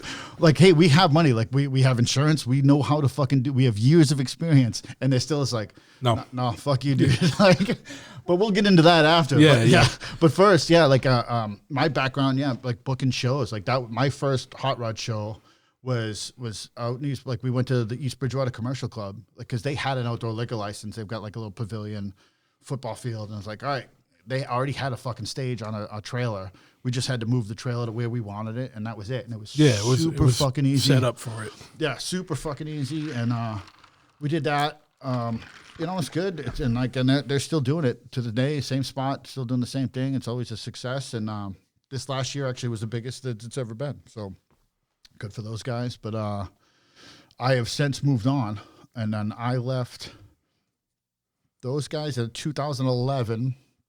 I put on Full Speed Ahead for the first time at the USS Salem in Quincy. Yeah.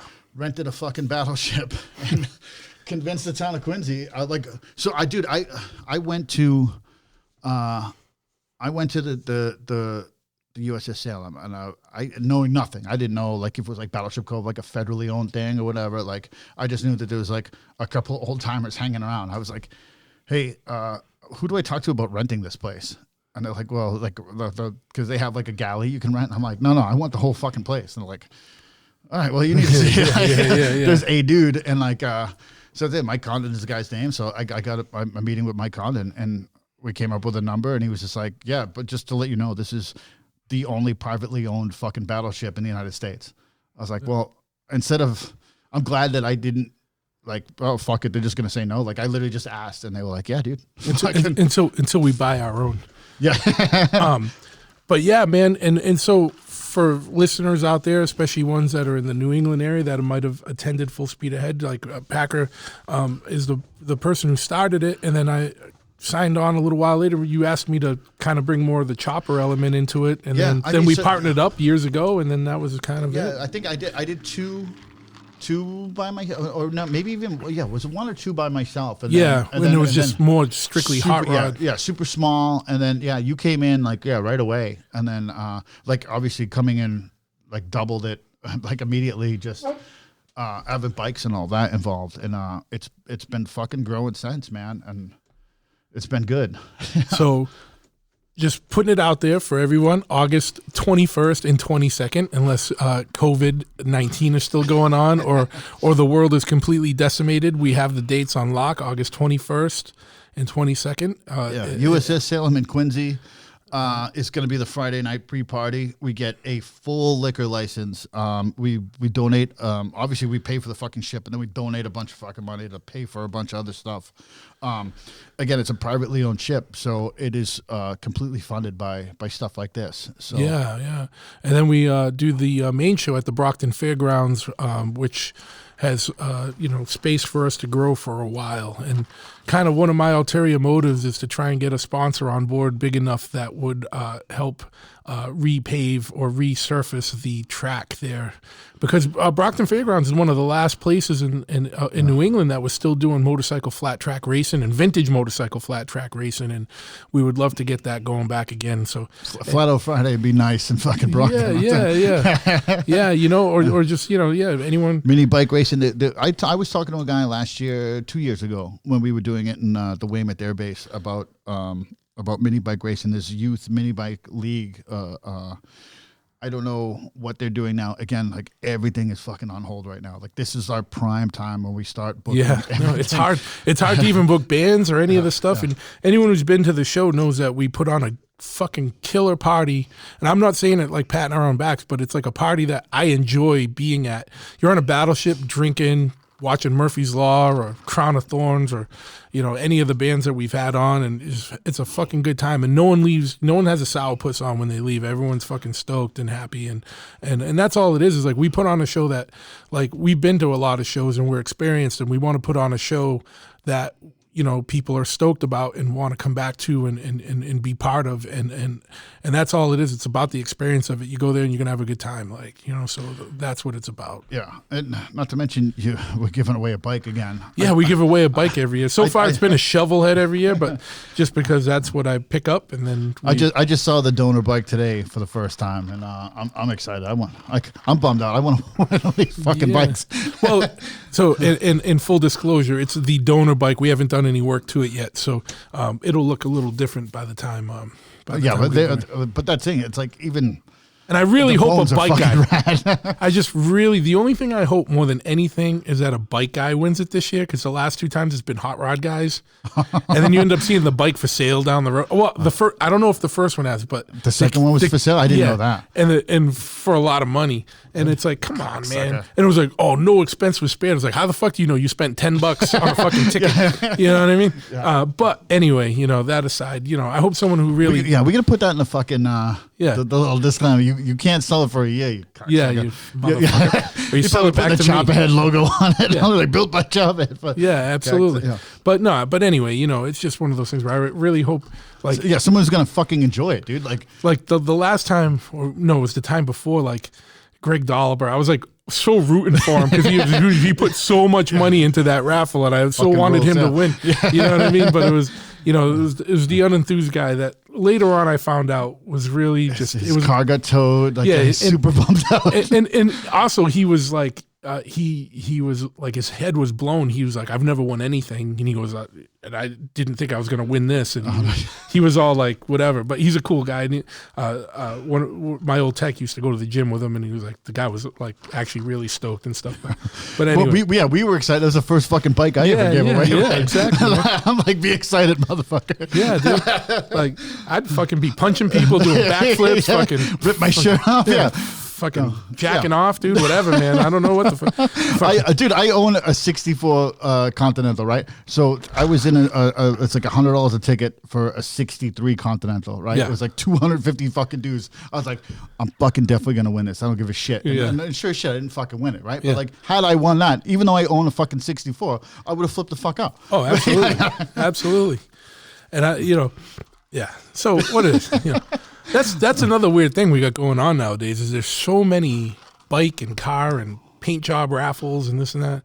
Fucking, hey, it wasn't always this good, kids. Yeah. Come on. You know what though? You know, I'm not knocking it. If that's the hustle, like, you know, like you can sell a dream for $100 more than you can sell a bike. Some of these bikes you see going for $100 a ticket, and they're saying, "Oh, we're only selling 300 tickets." I'm like, that ain't a $30,000 bike. Motherfucker. Good. More power to you. Everybody wins though, right? Yeah. If you win it. That's why I buy them, right? Because I'm like, all right, I'm $100 in. Like, does that make that bike worth it? Fuck no. No, but if you win it, it's worth $100. That's for sure. Yeah, everybody wins, right? Yeah. So just think of me when I put my fucking car up. Yeah.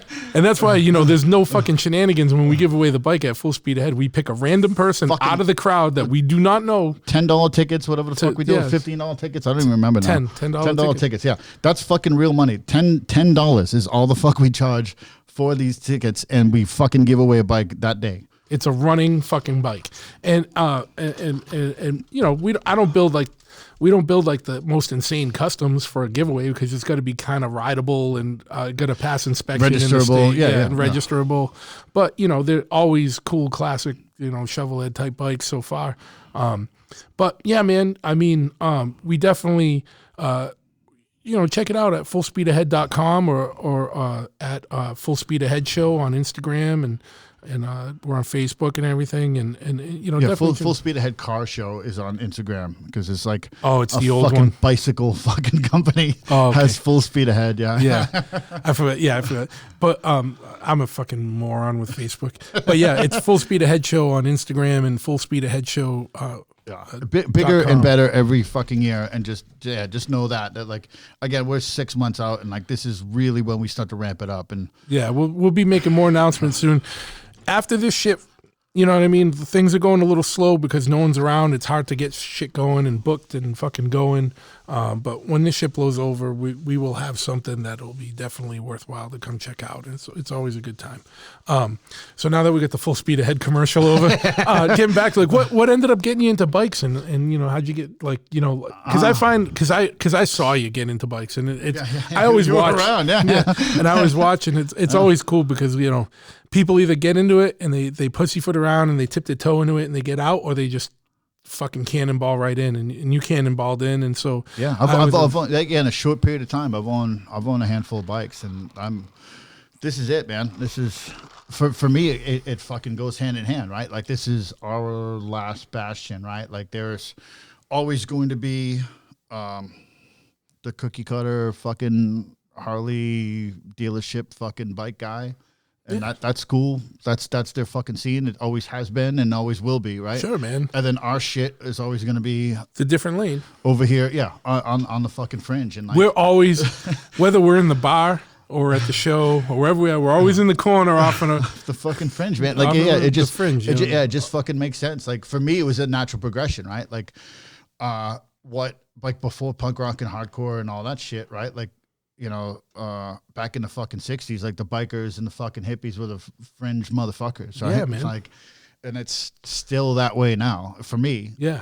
You know, it's not these fucking television Yeah, shows sure, or fucking any of that bullshit, Yeah. right? Yeah, it's like that's it. And like, you know, we joke about, like, this. It used to be that, like, the old bikers didn't know about other subcultures, right? Like hardcore kids or skinheads Yeah. or fucking any of that shit. Now it's like, if you don't know about that and you want to be a biker, like, now you're fucking on the like some other weird level. Yeah. You know what I mean? Yeah. It's like, Depending where you are, too. Yeah, you know what I mean? It's just like, where you live or whatever. yeah. So But- yeah, it just, like, for us, like, Well, I've seen that change in the time, because when I first got into bike stuff, like, there was just a lot of just, like, quote unquote, like, biker dudes, like, that didn't know shit about like punk rock stuff, or very little. It was very little, like, Yeah. and there was like I remember, like, it was a very tight, small scene that were like punk rock dudes or hardcore dudes that started getting into it. There used to even be a message board that was just called "Fuck Choppers and Punk Rock." It was run out of California. A bunch of, like, a lot of the Sinner guys and stuff were on it. Like, a bunch of old friends were on that. And I wish they would bring that back. You know what I mean? Because it was like a small little thing. You had to kind of know it, like, to get in. And, and it was just a lot of ball busting and good times. You know what I mean? But you know, and then, you know, I saw it change, and now it's like exactly like you said. Like, a lot of, like, I go to a bike show now, and I see just as many, like, hardcore T-shirts, like, like, especially like Blood for Blood and shit like for that. You fucking throw a nickel and you hit 5 dudes with Blood for Blood shirts on at a bike event. You know what I mean? So, but to me, that's fucking absolutely fucking cool, like, and rad. You know, again, because like, we established our morals and our own rules. Yeah. Fucking years ago, right? Like, the fucking skinhead movement fucking years before me. Like, that's what I latched down to when I was a fucking kid, right? Yeah. So, like, as an adult moving forward, it's like, okay, well, I still have these fucking morals and understandings of the fucking world. Just because I'm fucking 40 and I have a fucking mortgage, like, that doesn't fucking change, right? No, like, okay, but now I'm doing it on a fucking motorcycle. Yeah, fucking not on stage. You know. The word natural progression is what I've used for it as well, and it's cool to me because now it's cool because, like, you know, it's a lot more relatable. When, you know, like, when I first got around, it was like there was a lot of cool, like, old biker dudes, and that, especially a lot of the old graybeards I got along with, but a lot of, like, the fucking Bob Seger dudes and shit, like, like, I just didn't have much in common with, like, you know, like a fucking dude in tassels. Like, what the fuck are you talking about? Yeah, fucking, that's fabulous fringe, brother. Like, let's get off knees and breathe, bro. You know, fucking, you know what I mean? But you know, and I'm just kidding around. You know, I'm like, if that's your lane, fuck yeah, dude, that's your lane. You know, fucking be that guy, right? be that guy, and fucking embrace it and don't feel weird about it. Like, be like, yeah, fuck you, motherfucker. That's what I. Right. And that's what people don't get is a lot of times is like they see us fucking rolling, like if you just come in, dude, fucking roll with the punches, dude. Like I get along with anybody, dude. Like and we have a good time, like no matter what, man. Especially more show at fucking bike shows and fucking shit like that, right? Yeah. Like that's what like you can be a fucking complete retard from anywhere. You just can't say retard or you get in a fight in a hotel lobby at 5 a.m. Rip your fucking own shirt off. Yeah. And then be like, the best is you ripped your shirt off and it was like the sloppiest 5 a.m. like drinking for 17-hour fight. And then you're like, dude, I can't believe you got my shirt off. And I was like, no, dude, you did that one yourself. You did that one yourself. I remember like feeling choked by my shirt and then it was you trying to get your shirt off. Because you couldn't get it off. Trying my hardest to punch him in his fucking face and like just literally it was like I was punching his chest and like fucking great. Yeah, but full disclosure, man, like I said, it wasn't me, but I will say we were drinking from 12 p.m. till 5 a.m. and that was at like 4:55, dude. Like that was like right before we were leaving the hotel. And going back to I'm not fucking sorry. I'm gonna do it fucking 10 more times. It wasn't my best work. No. And it's funny, and we can joke about it. Yeah, absolutely. It was fine. Yeah. Like the elevator, he came actually back down the elevator. The elevator doors. I'm like, you want to do it again? He's like, no. Even though I barely hit the guy. She was like, I've had enough. No, it's such a good. That's the best thing about road trips is like all the foolishness that like people don't understand because everyone thinks especially. Because of the old Chopperhead DVDs, people that remember that, they think this fucking place fucking madhouse all the time. Like, no, we're working. Yeah. We're working. This is where we're when I go to a bike show, that's vacation. It's work vacation. Like, I'm working and vacation. And that's why we use, especially when we were younger, we were complete madmen at shows because we had so much shit decompression going on, And that's one more fucking reason why you need to go to the smoke out, why you need to go to Fuel. And my favorite show right now is fucking Mama Tried. Like, I fucking love Milwaukee. I'm bummed that we're not playing that show with Sheer Terror. Yeah. Milwaukee's a good time. You got to think. Milwaukee is a city whose economy is based on beer and motorcycles. So, like, it's hard to not have a good time in Milwaukee. Yeah. I've been there a couple of times now, but like that Mama Try was the first one. I've been to Eagles. We played there on that fucking Motorhead tour. Oh, yeah. And that's Hatebreed beat up some fucking kid, like, maybe some other people involved. Allegedly. But yeah, I've been at that fucking club. So watching a bike show in that venue, and it was such a fucking good weekend. Yeah. You know what was not a good part of that weekend?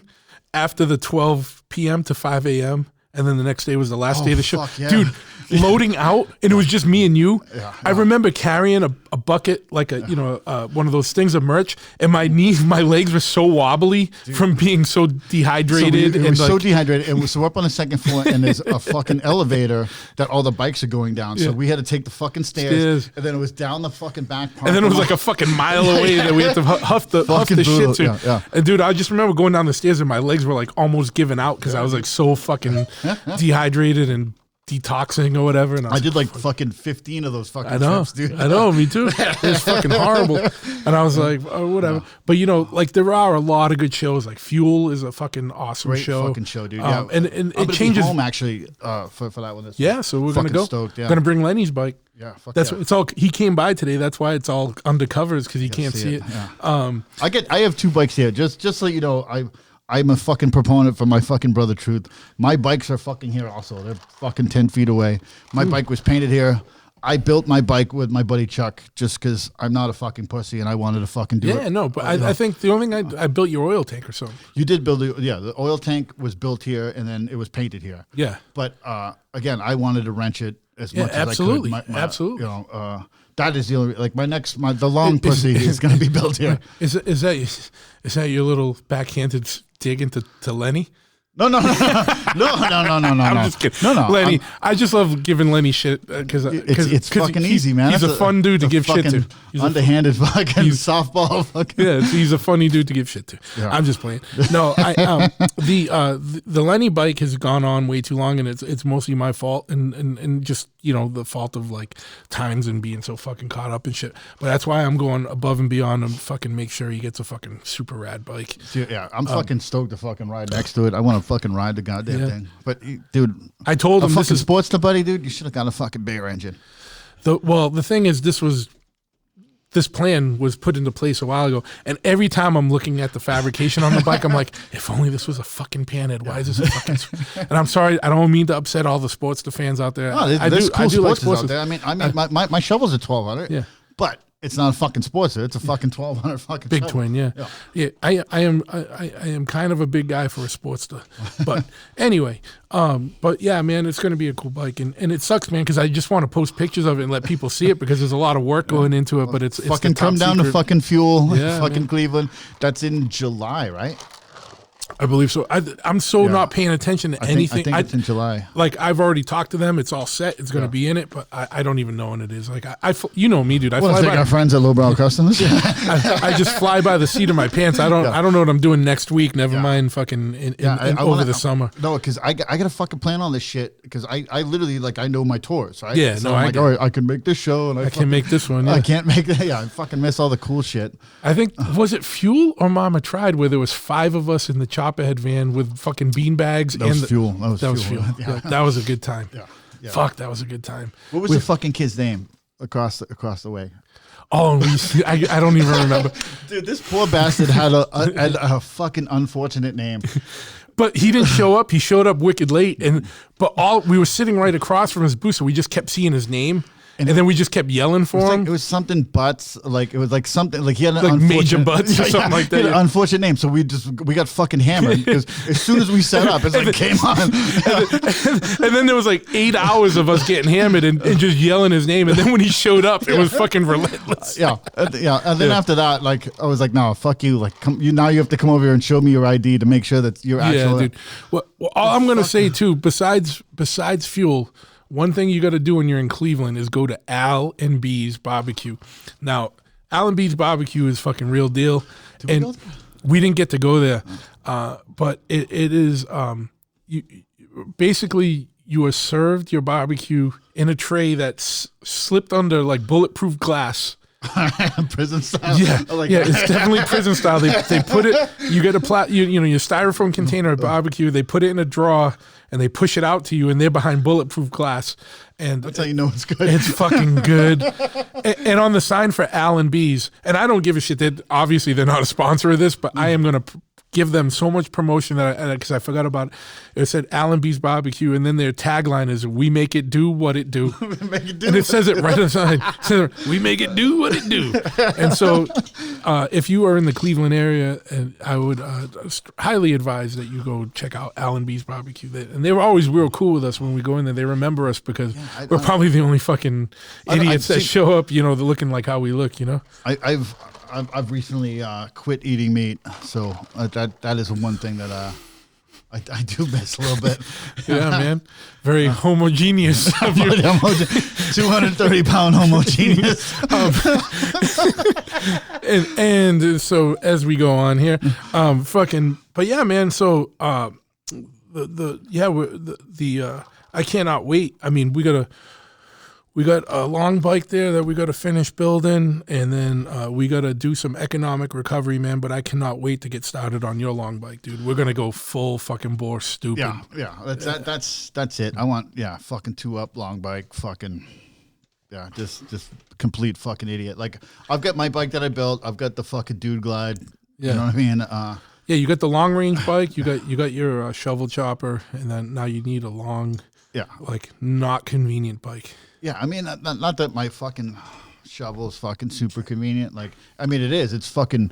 I've ridden it all over fucking New England. No, but it's a very rideable maneuverable bike. Yeah, you need a long bike to get around Boston. Yeah, I just want to be just like one more fucking ignorant than what the fuck I'm doing right now. So a little bit ignorant. There's nothing wrong with a little ignorance out there, people. Chopper shit. Chopper shit. Hashtag chopper shit. And then if you're from Boston, chopper shit. So what else is going on? So I mean, what's in store for Slapshot? I mean, I know you mentioned some of the stuff that got canceled. What do you guys have planned that's still on the books for the 35th anniversary kind of tour? Again, I'm not supposed to. Okay, yeah. But no, but I can't. I have a deal, so I can say that Slapshot is playing September 19th at Middle East Down, because that deal is done. I have signed that deal. I cannot announce who we're playing with yet because that is not inked yet. But that's going to be 919 Middle East Downstairs. There may be a show the Friday before, with Stars and Stripes. We're still, that's still in the works. But 919 Middle East Downstairs is definitely happening. So find your way out to Boston. Yeah, that is dude. Come out for that fucking weekend, because what we're planning is Stars and Stripes Friday, Slapshot Saturday, with a couple of songs from the original members. Cool. So not just the original members, some key members of the band over the years. Sure, yeah. So it's gonna be rad, dude. Like, I have personally talked to everybody and asked them to do this. I personally want to I've never seen the original lineup. See, I did. I the first time I saw him was '86. Yeah. So when I talked to fucking Back in the Steve, Map just came out. dude. Like, I'm the one that fucking, like, obviously I checked with you. I was like, yo, dude, like, this is what I want to do. He's like, oh fuck yeah, dude. He's with it. So cool. It's gonna be fucking rad. It's just one fucking night, Middle East Downstairs, 550 tickets, and that's fucking it. Yeah, and there's gonna be a lot of motherfuckers flying over from Europe. So if you're anywhere around and you think you're going, you better pre-order that quick when they go online. Yeah, dude. And like, so again, we're gonna try to do Stars and Stripes Friday night with a lot of fucking rad bands, dude. Cool. A fucking lot of rad bands. That weekend is gonna be fun as hell, and I'm looking forward to that. Hopefully, that'll be the end of our tour. We're gonna try to one show. No. We're gonna do like that. The tour will end there. With a package. Yes. Nothing signed, so I can't say anything. But yeah. But actually, our people at Crawl Space are working very, very hard. What's Slapshot's website or social media so people can stay up? Slapshot does not have a fucking website. I know you have an Instagram though. Yeah. No. Slapshot Boston is the Instagram. Yeah. Follow. I'm at Believe in Packer. Oh no, I'm not wrapping up. I'm just I'm in the fucking band. I don't even know fucking Dom's bullshit. Dominic the fucking Italian. What's Corey's fucking? It's Destroy. No, he'd be so bummed out if I fucking said his Instagram. All right, so he's private on Instagram. Follow Jack on the Map, Slapshot Boston on Instagram. At Slapshot Boston, Facebook bullshit. That's it. Yeah, we don't have like an official website. Like, some fucking Swedish guy owns Slapshot Boston, and like, he was doing shit, but fucking he's being an asshole about 20. No, it's like since I've been in a band, like it hasn't. It's like 10 years before I was in a band. It like hasn't been updated. And I'm like, all right, well, let's just take it back. And like, can't fucking guy's dead. Fucking weird Swedish dude. So, Or you're fighting the Slapshot cover band. Dude, there's a fucking band in like Michigan called fucking Slapshot, and someone made like a fan video for like one of our songs and put one of their logos like during like halfway through our shit. It's like no. And it's like some fucking meatball hockey player like doing a slap shot with like a Les Paul. Yeah. It's like, it's fucking super lame. It's like, no, that's not us. No, hey, you know what I'm gonna do? I gotta get a bunch of stuff out of my father's house, and there's a bag of old hardcore shirts, and I know I probably have at least 5 of like the old like original Slapshot shit. Like, I know I got an '89 Witness the Hate tour shirt. Huh. So we're bringing back a bunch of the old, like the original stuff for the 35th anniversary. but if I find all that, I'll give it to you. I would love to have the original shit. Yeah, that's what I mean. Fuck yeah. I mean, like, I'd only give it to you, other's it's going on eBay and I'm getting paid. There's a couple fucking kids out there that have like that are known collectors that have like 2 of the 3 jackets or 2 of the 4 jackets. Like really, the OG jackets. So I'm like, all right, dude, like I'm in the band and I'm going to pay you. I would like to have one of those jackets because Jack and I are like we've like this is it. We're not doing like fucking 20 more lineup changes. Or how can you really at this point? You know? Yeah, you know what I mean. Like me, Jack and Craig were the longest running lineup. So now it's fucking Jack and I, right? So I think Craig was in the band for like, when I was in the band for like 8 years, Craig was in for like 10. So that like me, Craig, that was the longest running lineup. So like I don't know if it fucking how it resets or whatever the fuck. Nonetheless, I've been on a bunch of fucking records. I'm a part of this fucking band. I keep this fucking band going. We all do. Yeah, but you handle a lot of the logistical. Yeah. Like we all have our fucking role, and like again, I love and respect for the fucking original guys and guys before me, and fucking. But that's it. Like there isn't gonna be anything after this. Yeah, no, I get it. So yeah, I would like a fucking a jacket. But like, yeah, dude, there's fucking this collectors out there that fucking have this shit, and they're just like not for sale. Yeah, it's fuck like, you, man. Fuck you, dude. Yeah, it's like this is my life, motherfucker. Yeah. No, I hate much lower extent. I recently got back the original from those same days. It's not here. It's in the break room. He's pointing at the wall, by the way. I'm pointing through the wall. The break room is beyond that wall. Yeah, I know. But I got the old like late '80s Intent to Injure jacket. I'll show it to you. Yeah. It's fucking moldy as fuck. Like I gotta go bring it. I gotta bring it to a like a dry cleaner or whatever and get it all. But but it's still fucking rad to have, right? Like, yeah. Again, it's before me, but it's fucking my history. It's our history. Yeah. It's fucking whatever. I'll make 4 more. Fucking absolutely. not for sale. Not for Fuck sale. you. Yeah. Make 4 more that are just for sale to highest bidder collectors. But yeah, man. So fucking any new recording or anything going on? Yeah. We so this quote unquote last lineup with Dom. Latest lineup. Don't say the last. Yeah, well, the last. Yeah, no, the latest lineup, right? Yeah. So Corey has been in the band. I don't know, 5 years now, 4 years.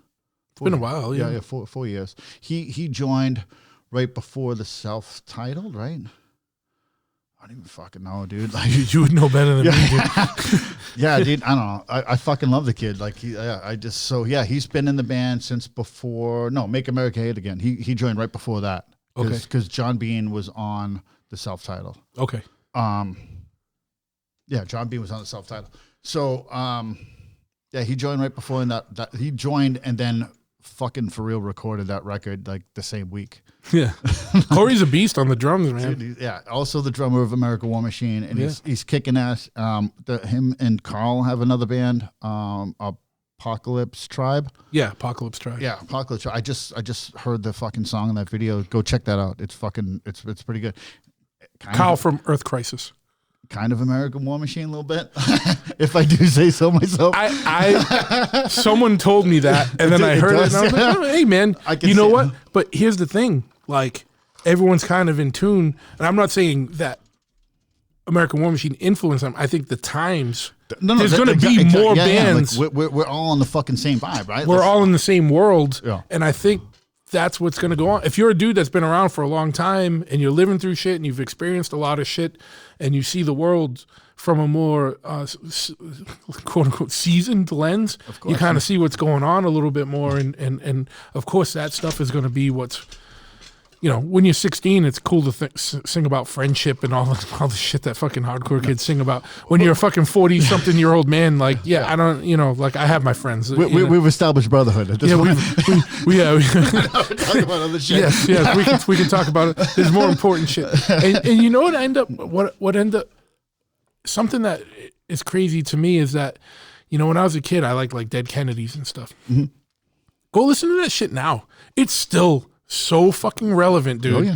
But in a whole different way. Like you experience it like fucking, you know what I mean? Like it's fucking crazy. Well, but so there you have it, right? So in the 80s, like all this fucked up shit was going on, and dudes were super fucking aware of it, right? Yeah. And then come the 90s, things get a little more fucking polished and all that. Yeah. And now now that subculture gets polished and then commercially available, right? And then that turns into fucking Blink-182 and Green Day and fucking blah blah blah, all these bands and all that shit that now takes away from the political fucking spectrum and becomes a polished thing. And it's like, well, no one's super bummed out because your friends are fucking making money, but then that turns it into something else.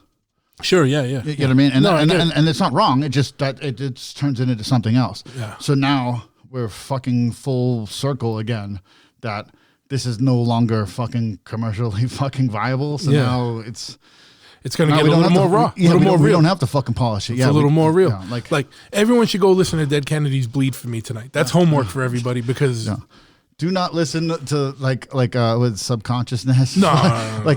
Again, like that's in the fucking 90s. Like that's what, like Slapshot went there because that's where fucking everyone was going, right? Yeah, like sure. Everything like and every fucking good band has a fucking bad record that happens to be my band. Blast Furnace. Blast Furnace. The Subconscious is the worst of Blast Furnace, dude. Like all right. In full disclosure, I have not even listened to that. I heard Blast Furnace. Yeah, we play one song off of Blast Furnace and nothing off of Subconsciousness. Yeah. All these years later. What do you play off Blast? Well, I don't even. I gotta look at the. Yeah, all right. Don't worry about it. No, I'll look at it right now. Not Teach Me to Kill. What the fuck is on Blast Furnace?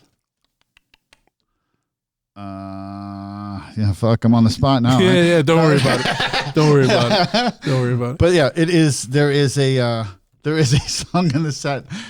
Sometimes. But I'm going to just pop my collar for a moment here. And if you see Slapshot and you happen to hear Killing Frost, I'm the motherfucker you get to thank for that. Well, no, so here's how this went. So he's been breaking my balls since I joined the band. He's like, yo, you got to fucking play. Play. I'll get up and sing. Motherfucker, dude, before this last West Coast run, we did that. We did a couple other songs. And none of them fucking worked.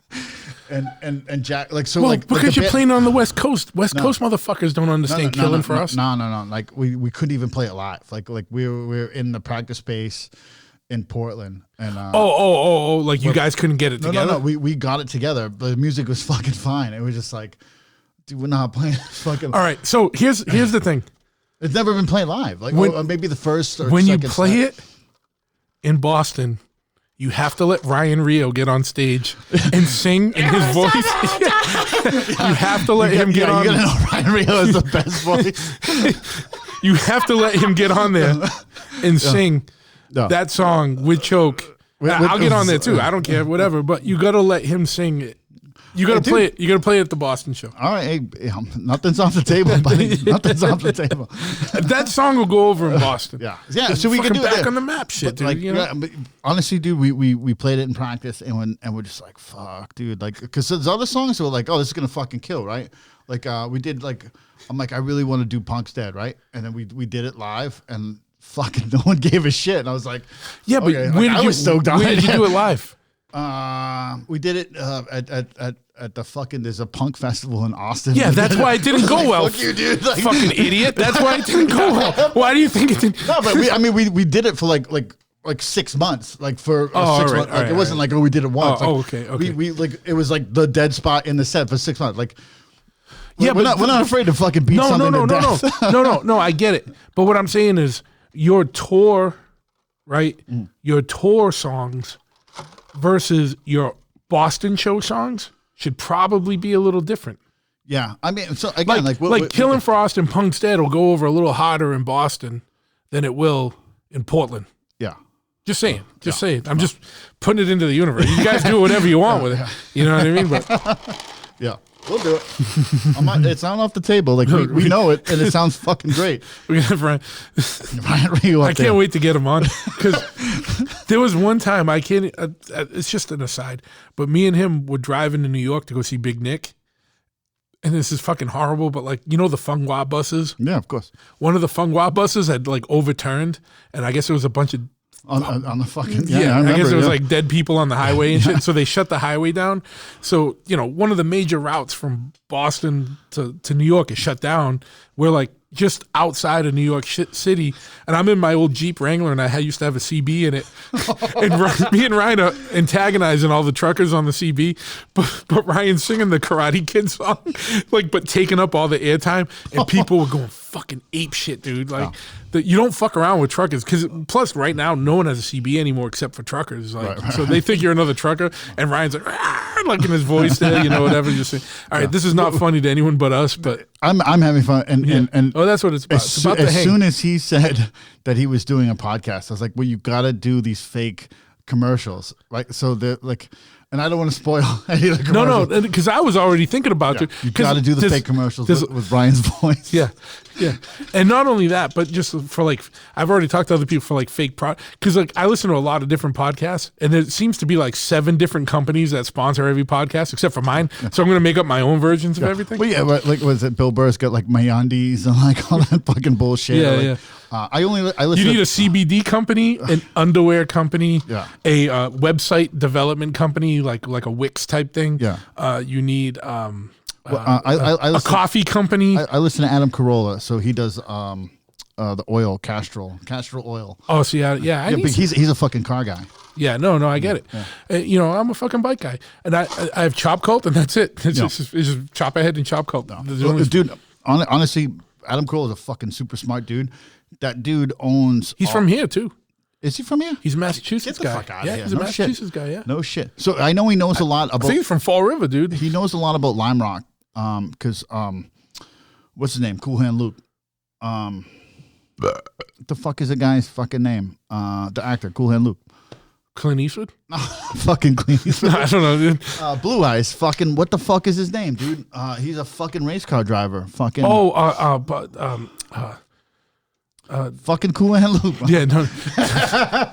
I'm a fucking drunk, dude. Yeah, I know. Fucking, what's his name, dude? Not Paul Newman. Paul fucking Newman. Yeah. So Paul Newman used to race at Lime Rock and all that shit. Like, he's a fucking super fan of racing and like Hollywood history and all that shit. He's got like fucking Paul Newman's like old Porsche and all that shit, dude. Like, dude, he's. Wait, no, not Paul Newman. Fucking. No, Paul Newman. Like, that's the fucking dude. For real, Cool Hand Luke. All right.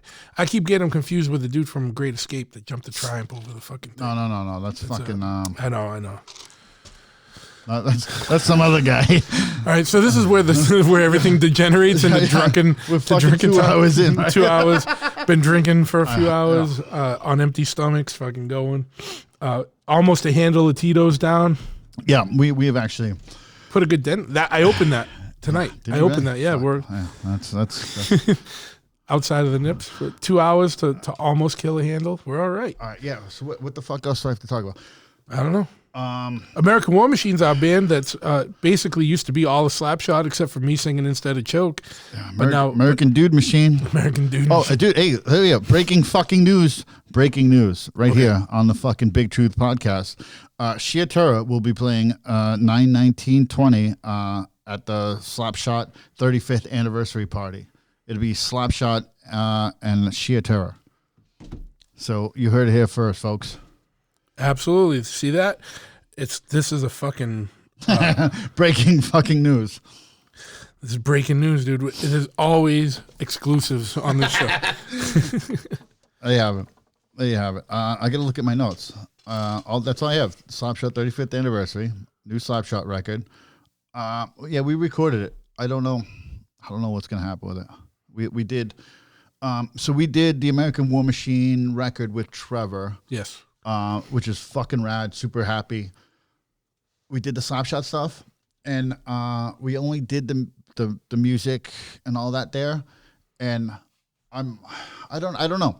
It's super hard, right? Because I've done a couple records now, like a bunch of 7 inches, like Stars and Stripes and all that. I always feel that none of this stuff is Slapshot stuff until I hear Jack sing on it. Yeah. And that's where I'm at with the new stuff. That So he hasn't dropped his vocals yet. There's no vocals on it, so I'm still just like. So hold any comments until you hear what Jack. No, I mean, like, it sounds great. Like, I love fucking recording in Trevor's fucking basement. Like, it's fucking rad, dude. Shout out to Coliseum Studios and Trevor Vaughn. Yeah, because this dude we record in this dude's basement, and it sounds better than like most like commercial studios. Dude just gets it. Yeah, he fucking gets it. And he's gonna be on this. We talked a long time ago. I haven't followed up with him recently, but yeah. Well, now he's reached internet stardom now. You know about that, right? No. So his like grind band played some wedding, and then that went viral. Did it? That's fucking awesome. Band at a wedding, yeah. So you got to bring that up. That is a real thing. Absolutely. Yeah. The problem with Trevor is that he has like 400 bands, so it's hard to keep up with which one it was. Dude, so I'm a fan of Brother, and that's him and his wife or his girlfriend. Yeah. And it's so fucking annoying. You know how hard it is to find Brother band on the internet right now? Hours. I was like, dude, fuck you. Now you get nothing. I don't want to listen. And then he saw me complain about it on the internet, and then sent me the link. There you go. But still, I was like, come on, dude. Be like Brother Incorporated or some other shit. The thing is the harder it is to get, the more exclusive it is, and the more sought after it is. Yeah. That's why the next American War Machine record is only going to come out on 8-track. Only on 8-track, yeah. And then only me and you will listen to it in our Lincolns as we drive around. Yeah. It's like you can only buy it from one of the members of Battle Ruins. Yeah. You have to know them to have it. Joe's coming on. Yeah. Break his balls. I will, but I love Joe. I love Joe too. He's a genius marketer. He's like, I got this band that everyone loves. I'll give you fucking 6 CDs and fucking 1 tape and 37 fucking T-shirts, and that's it. Go fuck yourself. Yeah. Fucking the funny thing with him is, like, when I got back from school, right, I was a substitute teacher for a little while. I totally forget I was a substitute teacher. So again, like, how long have I known you? Now you're a fucking substitute teacher? I was a substitute teacher at a high school for like 3 months, and Joe was in the high school when I was a substitute teacher. In your class or just in your school? No, just in the school. And my sister was too, So that's what's fucking crazy, man. That's awesome. Yeah, I didn't know that. I forget about shit, dude. I literally, until we just started talking about Joe, I totally blanked out that 3 months of my life. I love Joe. Like, we actually like, Joe was on the list of, like, who the fuck is going to be in Slapshot. Like, obviously he was on the list. Like, kid fucking rules. But I still like to break it. Like, he's a fucking genius, but he loves to just fucking teach a little bit with that fucking. But he loves to break balls. He loves to break balls. So if you love to break balls, then you're wide open to get your balls broken. And then anyone that's from the Northeast knows if you're getting your balls broken, that means we actually like you. That doesn't mean we don't like you. You know what I mean? You're in the circle. Yeah. So fucking, what else, man? Anything we didn't touch on that you think's important? We've done a couple hours here. Yeah, I don't what the fuck? Oh, I got nothing fucking else to say. I can feel it's going to start degenerating pretty soon. So wrap it up before we get in trouble. Wrap it up. Shut the recording off, and then we can keep going. Yeah.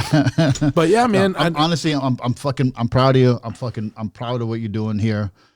You're representing a lot of fucking cool people, and you're putting good people and good spotlight, and I respect you for that.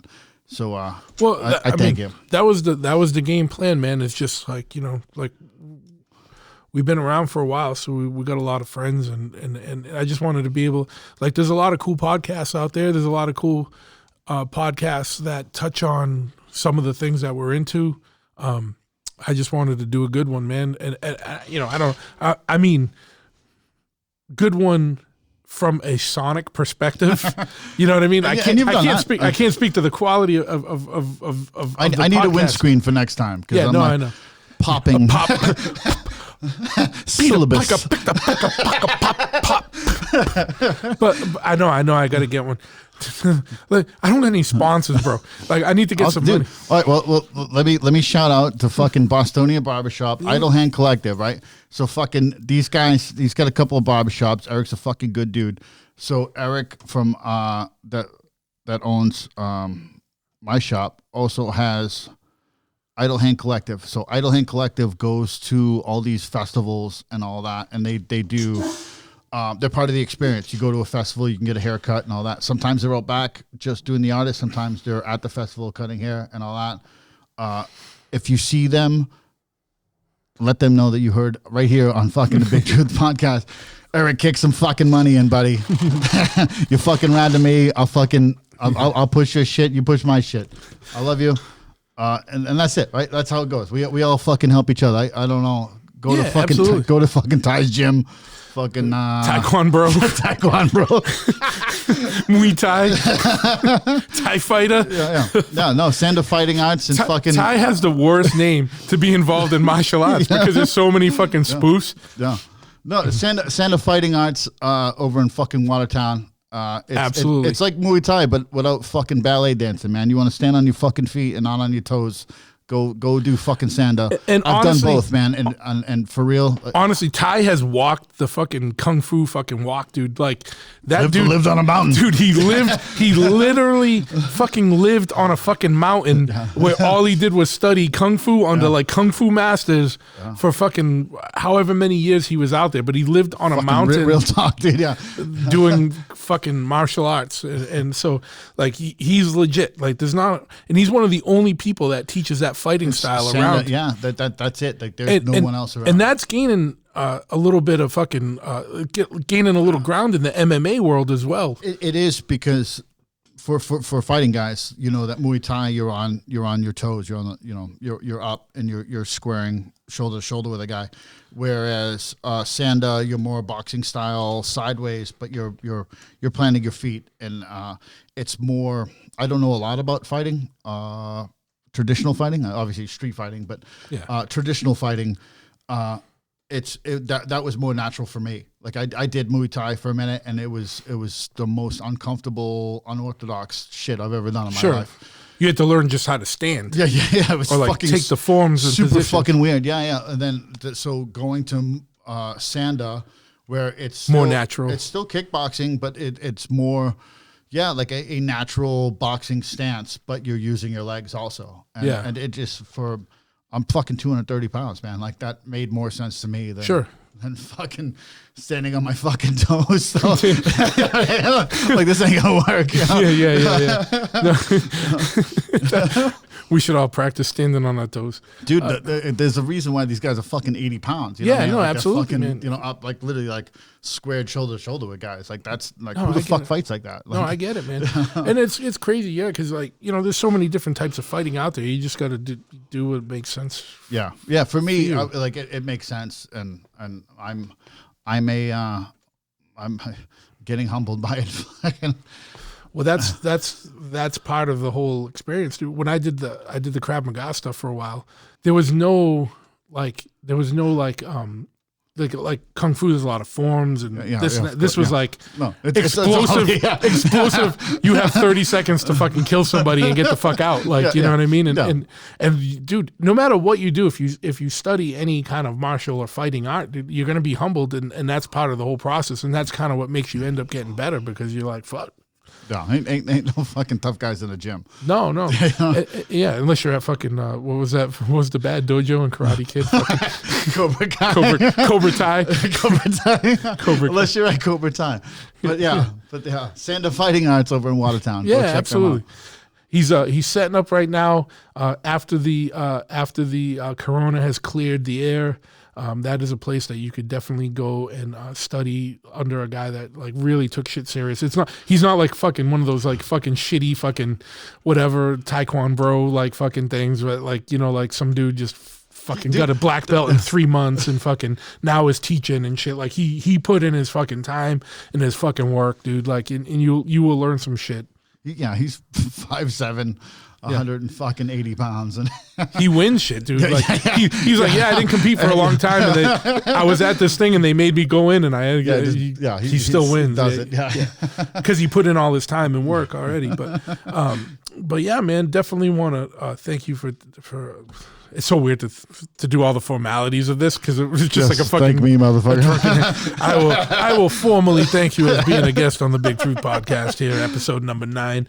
But yeah, man, anything else that we didn't talk about that you think's important or that we should shout out? I mean, we talked about Slapshot. Does the Stars and Stripes have an Instagram or any of that? No. Stars and Stripes and Oi Band. We don't do any of that shit. Yeah, you just find them when yeah, there's a Facebook page, but but yeah, I mean, it's all the same booking agent, European and here. So if here in the States, it's Crawl Space Booking. Again, shout out to Rob Martinez and Kat. Like, they're fucking fantastic. And that wasn't me. That was our host, Big Truth. So over in Europe, it's Sander, Loud Noise, New Noise. Sander fighting out his booking out. Sander's his fucking name. Oh, Jesus Christ. Sander, Sander, Sander and Martine. Yeah, cool. So Martine from No Turning Back. No. Is my old friend, but him and his partner. But Sander is a guy that I talk to every day. John C. Stubblefield from Lucero is from Memphis, and so he hit me up about a project. Thank you. That he was working on called Negro Terror. So he was like, "Yo, dude, like, you're in hardcore, like you're in Slapshot, like, what I want you to listen to this fucking band." And he sent me the shit, and I was like, "Yeah, dude, it's fucking cool, man. Like, what do you want to do?" He's like, "Dude, you want to co-produce this with me?" I was like, "Yeah, dude, I'm in. Like, what do you need? Whatever, dollar amount." I am a producer of the record, so we are now shopping it now. So hopefully we can put it out because it's a fucking good record. I don't want to capitalize on fucking anyone's debt. It's not. No. It's not about that. It's about putting a legacy of a good fucking record out. Yeah, I'm not making any money off of any. From what I heard, it was more. The stuff I heard was more in the oi vein, or is the record more like a hardcore? Or is it more oi? It's an oi record. Yeah. I've been talking to Chris about if we're not sure if that's the right label. Yeah. I think Contra might be a good label. Absolutely, yeah. Because again, the people at Contra are fucking great. But obviously, my loyalty is with Chris. I'm on Bridge 9. We're on Bridge 9. Sure, yeah. Chris will. I've talked to Chris. He's going to come on at some point too. I just got to be able to get up with him. I love and respect Chris. So everything I do that you give it to him first. Yeah, always first. Shoot it to him first. Yeah, absolutely. And that's where I'm at. For anyone who knows, Chris, we're talking about Chris Friend from Bridge 9 Records, who's done a lot for hardcore in general, but especially like Boston hardcore. Dude, for hardcore in fucking general, man. Like when we were kids, like I was selling the Yankee Sock shirts outside the fucking Fenway, and he was like, he didn't want to step on toes of the other guys, right? Like, they weren't crew dudes or any of that shit, but they already set up, like, established selling T-shirts, Yankee Sock shit and all that. And Chris just did his like, oh, I'm gonna sell stickers and blah blah blah, and he was just a fucking rad dude about it. And then when the whole Yankee Sucks thing went, like, we all got in trouble. Viral, yeah. They all got in trouble, right? Like, copyright infringement enough. Yeah, that shit got shut down. Chris just fucking handled the shit, turned it into Sully's brand, and then did like Green Monster shirts and blah blah blah. Now it's just shits in Target. Yeah, it's crazy. You know what I mean? Like, but he like from one dude to another on the fucking street. I was hawking T-shirts and he was hawking stickers on the fucking street 25 fucking years ago. That dude did it right. Yeah. And now we're fucking here. So I fucking love and respect that dude. And now he's got a fucking great label that I'm proud to be on. Sure, absolutely. Proud to be a part of. Yeah, like absolutely. He's a fucking real dude. And that's real Boston shit. Like we fucking know each other. That dude is a fucking real dude. And he didn't have to. He could have told those kids to go fuck their mothers. Yeah. And just saying, I sold some more Yankees. He just didn't. He was like, all right, I'll sell stickers and fucking whatever. Because everyone's got a piece of the pie. Yeah. But whatever. This, that, and the other thing. 25 years later, Sully's brand funded fucking hardcore. Put out these fucking great records. Some records I like, some records I don't. But he's made money. He's done great. Yeah, man. Again, we're proud to fucking be a part of Bridge 9. So absolutely. Shout out to Chris. Bridge 9 Records. That's fucking real, man. That is. And again, I'll listen to that fucking podcast. I've listened to all of them. Anyway, yeah, no, absolutely. Yeah. But no, have Chris on because that's real. Like we used to see each other on the fucking street. Sure, man. Literally on the street, hawking our shit. Yeah.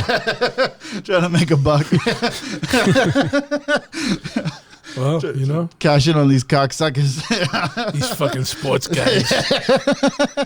These towny bastards. Fucking for real, man. But we all made money. Yeah, we all did it. You know? Fuck yeah, man. So Negro Terror. Like I'm pitching it to Bridge 9. I don't know where that's gonna find a home. Sure. But it's a great project that I'm fucking super proud to be a Man, part it of. sucks too because they were getting some traction, and I remember seeing the video and fucking they had Yeah, all kinds of they, shit. well, they did like a fucked up cover, and like it got some fucking some traction because No, I know. But like honestly, like so yeah, like they're black kids that did a Screwdriver cover of like the Boots of Memphis and so like, but like is the band still going on? Are they trying to do get a new singer? Nah, dudes are around like in other projects and all that, but like I literally just wanted to be a part of that record, and I was like, all right, like so like. They needed some cash to like keep it going. I'm like, sure, yeah, to fund it, yeah. So that was it. So yeah, we're a part of that, and it's a fucking good Oi record. I don't think they'll ever tour on it, but that's buy that for your fucking collection because for real, like they're not fucking touring on it. You know what I mean? If it's 1,000 fucking records, then it's 1,000 records. Then yeah.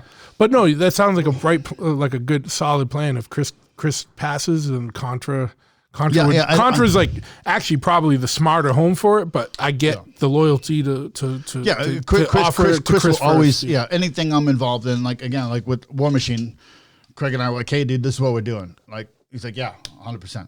And again, like that's Bridgeline is a Boston label. Will always be the first know before I go anywhere else. But that's the thing is like, that's something that's even missing in the hardcore world nowadays. Is like, that's how you think, that's how I think, you know what I mean? That's not how everyone thinks. And I'm not saying anyone's like fucked Chris over, but I know there's other labels out there that have given dudes a chance at some of these newer, younger bands, and they get a little bit of traction behind them, and then all of a sudden, there wasn't contracts or fucking paperwork signed, and they get big, and then they fuck the dude that like actually put them on, and because now they got bigger, better opportunities, and it's lame, dude. That's lame practice, man. Like if someone looked out for you, make sure you always look out for fucking them. Man. Yeah. It's that simple, dude. It's wicked easy. It's wicked easy to not be a shitbag, and I don't know why so many people fuck that up. You know what I mean? Yeah. That's it. It's that dude's always looked out for me, and I'll always look out for him, and that's what the fuck keeps it going for us. Yeah, man. But that's how we got by for all these years, man. You know? That's why, what I mean? This fucking bullshit, we're going to be fine. Yeah, I'm not worried about. Like I said, I am not worried about the virus itself. And if the virus does like fucking take me, fucking it was my time, dude. Darwin. Yeah. Like I was. I'm saying the economic afterwards. We'll be all right. It just sucks. There'll be some adjusting and rethinking things and doing things. Whatever. But like fucking. I ain't going nowhere. You're not going nowhere. We'll get through. But man, I definitely want to thank you for coming on. We should also shout out on IG, American War Machine Official. Yeah. If you want to hear me and Ryan have a band, and with Craig, who's also an Agnostic Front, and Corey, the drummer, Slapshot is our drummer, and it's like real old school style hardcore, little bit of whatever mixed in. I don't know. Yeah, man. Well, so that band, like we're hardcore kids, but we're also, like fucking metalheads and bikers and fucking all that shit, man. So everything ties everything in, right? Everything's got to like you got a fucking bike party, man. Like fucking book American War Machine. Yeah, man. It's like. You know how like on the sticker of a lot of records now it'll say for fans of? Ours would be so weird. It'd be like for fans of Motorhead, Negative Approach, Wolf Brigade, fucking for real, right? Ringworm, and fucking Youth of Today or something. It's weird thing, but that kind of pretty much kind of sums up like who we are as dudes. You know what I mean? Yeah.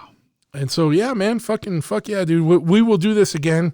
I definitely am going to do one with Ryan Rio. When I have the money to buy more microphones, we will. I'd kind of like the one-on-one, but we'll try like a 3-way podcast too. We'll get a couple dudes on, and we'll do another one, man. Fucking. Yeah, I hope to be back, man. Like for real, I'm fucking proud of you, and I'm glad to be here. No, and it's always likewise, man. Proud of you and fucking stoked that you're here and that you braved the fucking the advisory to come down and you're breaking the law. We're 4.5 feet apart. We're not quite 6 feet, but we're about 4.5. We're a solid 4.5 feet apart right now. I think if we were going to transmit the virus to one another, like we would have already done that from fucking drinking out of the same bottle or some dumb shit. Yeah. And I Same definitely fucking Viking horn. yeah, I definitely want to, even though they're not a sponsor, I want to thank Tito's for fueling this podcast, and also Dr. McGilligutty's and Fireball and fucking, what did you drink before? Like a fucking Lime-A-Rita? Dude, Bud Light, Lime-A-Rita, dude. Do not fucking shit talk people that drink. I'm drinking, I started off 8% alcohol, a tall boy, Lime-A-Rita. Dude, if I'm drinking one of these, I was drinking the night before, and I just want to bite your face. So Yeah. just be aware of that. Like, if you see a guy like the tall boy Lime-A-Rita, He's going to fight. He's ready to fight. like, either nursing a hangover or ready to go. He's ready to roll. Two things, man. I definitely want to thank Chop Cult, Chop Cult. And if you don't know what Chop Cult is, it's motherfucking Chop Cult. it's the biggest and best news resource for social network dedicated to modern chopper builders and motorcycle riders. If you want to get your moto biking on, and it's winter or some shit, you go on Chop Cult and see what the fuck's happening, and then you get on your bike and do some fucking moto biking. Yeah, follow them on Instagram also, Chop Cult, at Chop Cult. Listen, this guy's stealing my thunder here, but it's chopcult.com.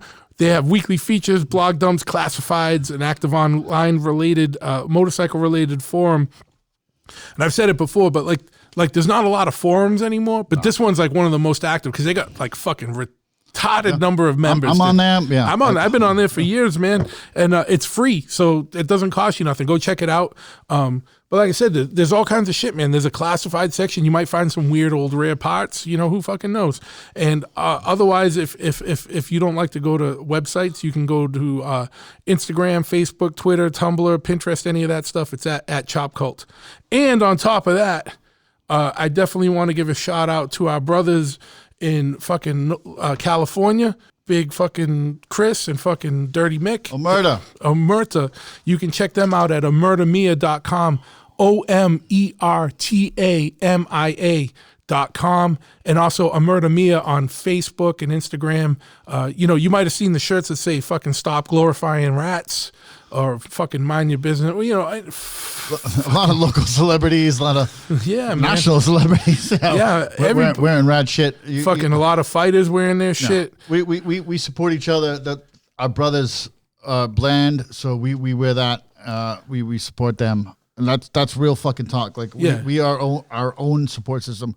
We support brands that support us. And absolutely. And omertamia.com, they got fucking hats, fucking shirts. A lot of their shirts are American made, locally sourced. They screen print in house. A lot of fucking rad shit, old fashioned gentleman style, right there, right?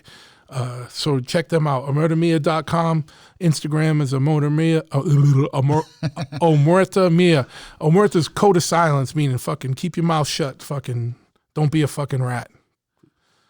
No one likes a tattletale. If you have a kid, get them the no one likes a tattletale toddler shirt. I can't wait till my kid grows into that one. Yeah, you know what I mean?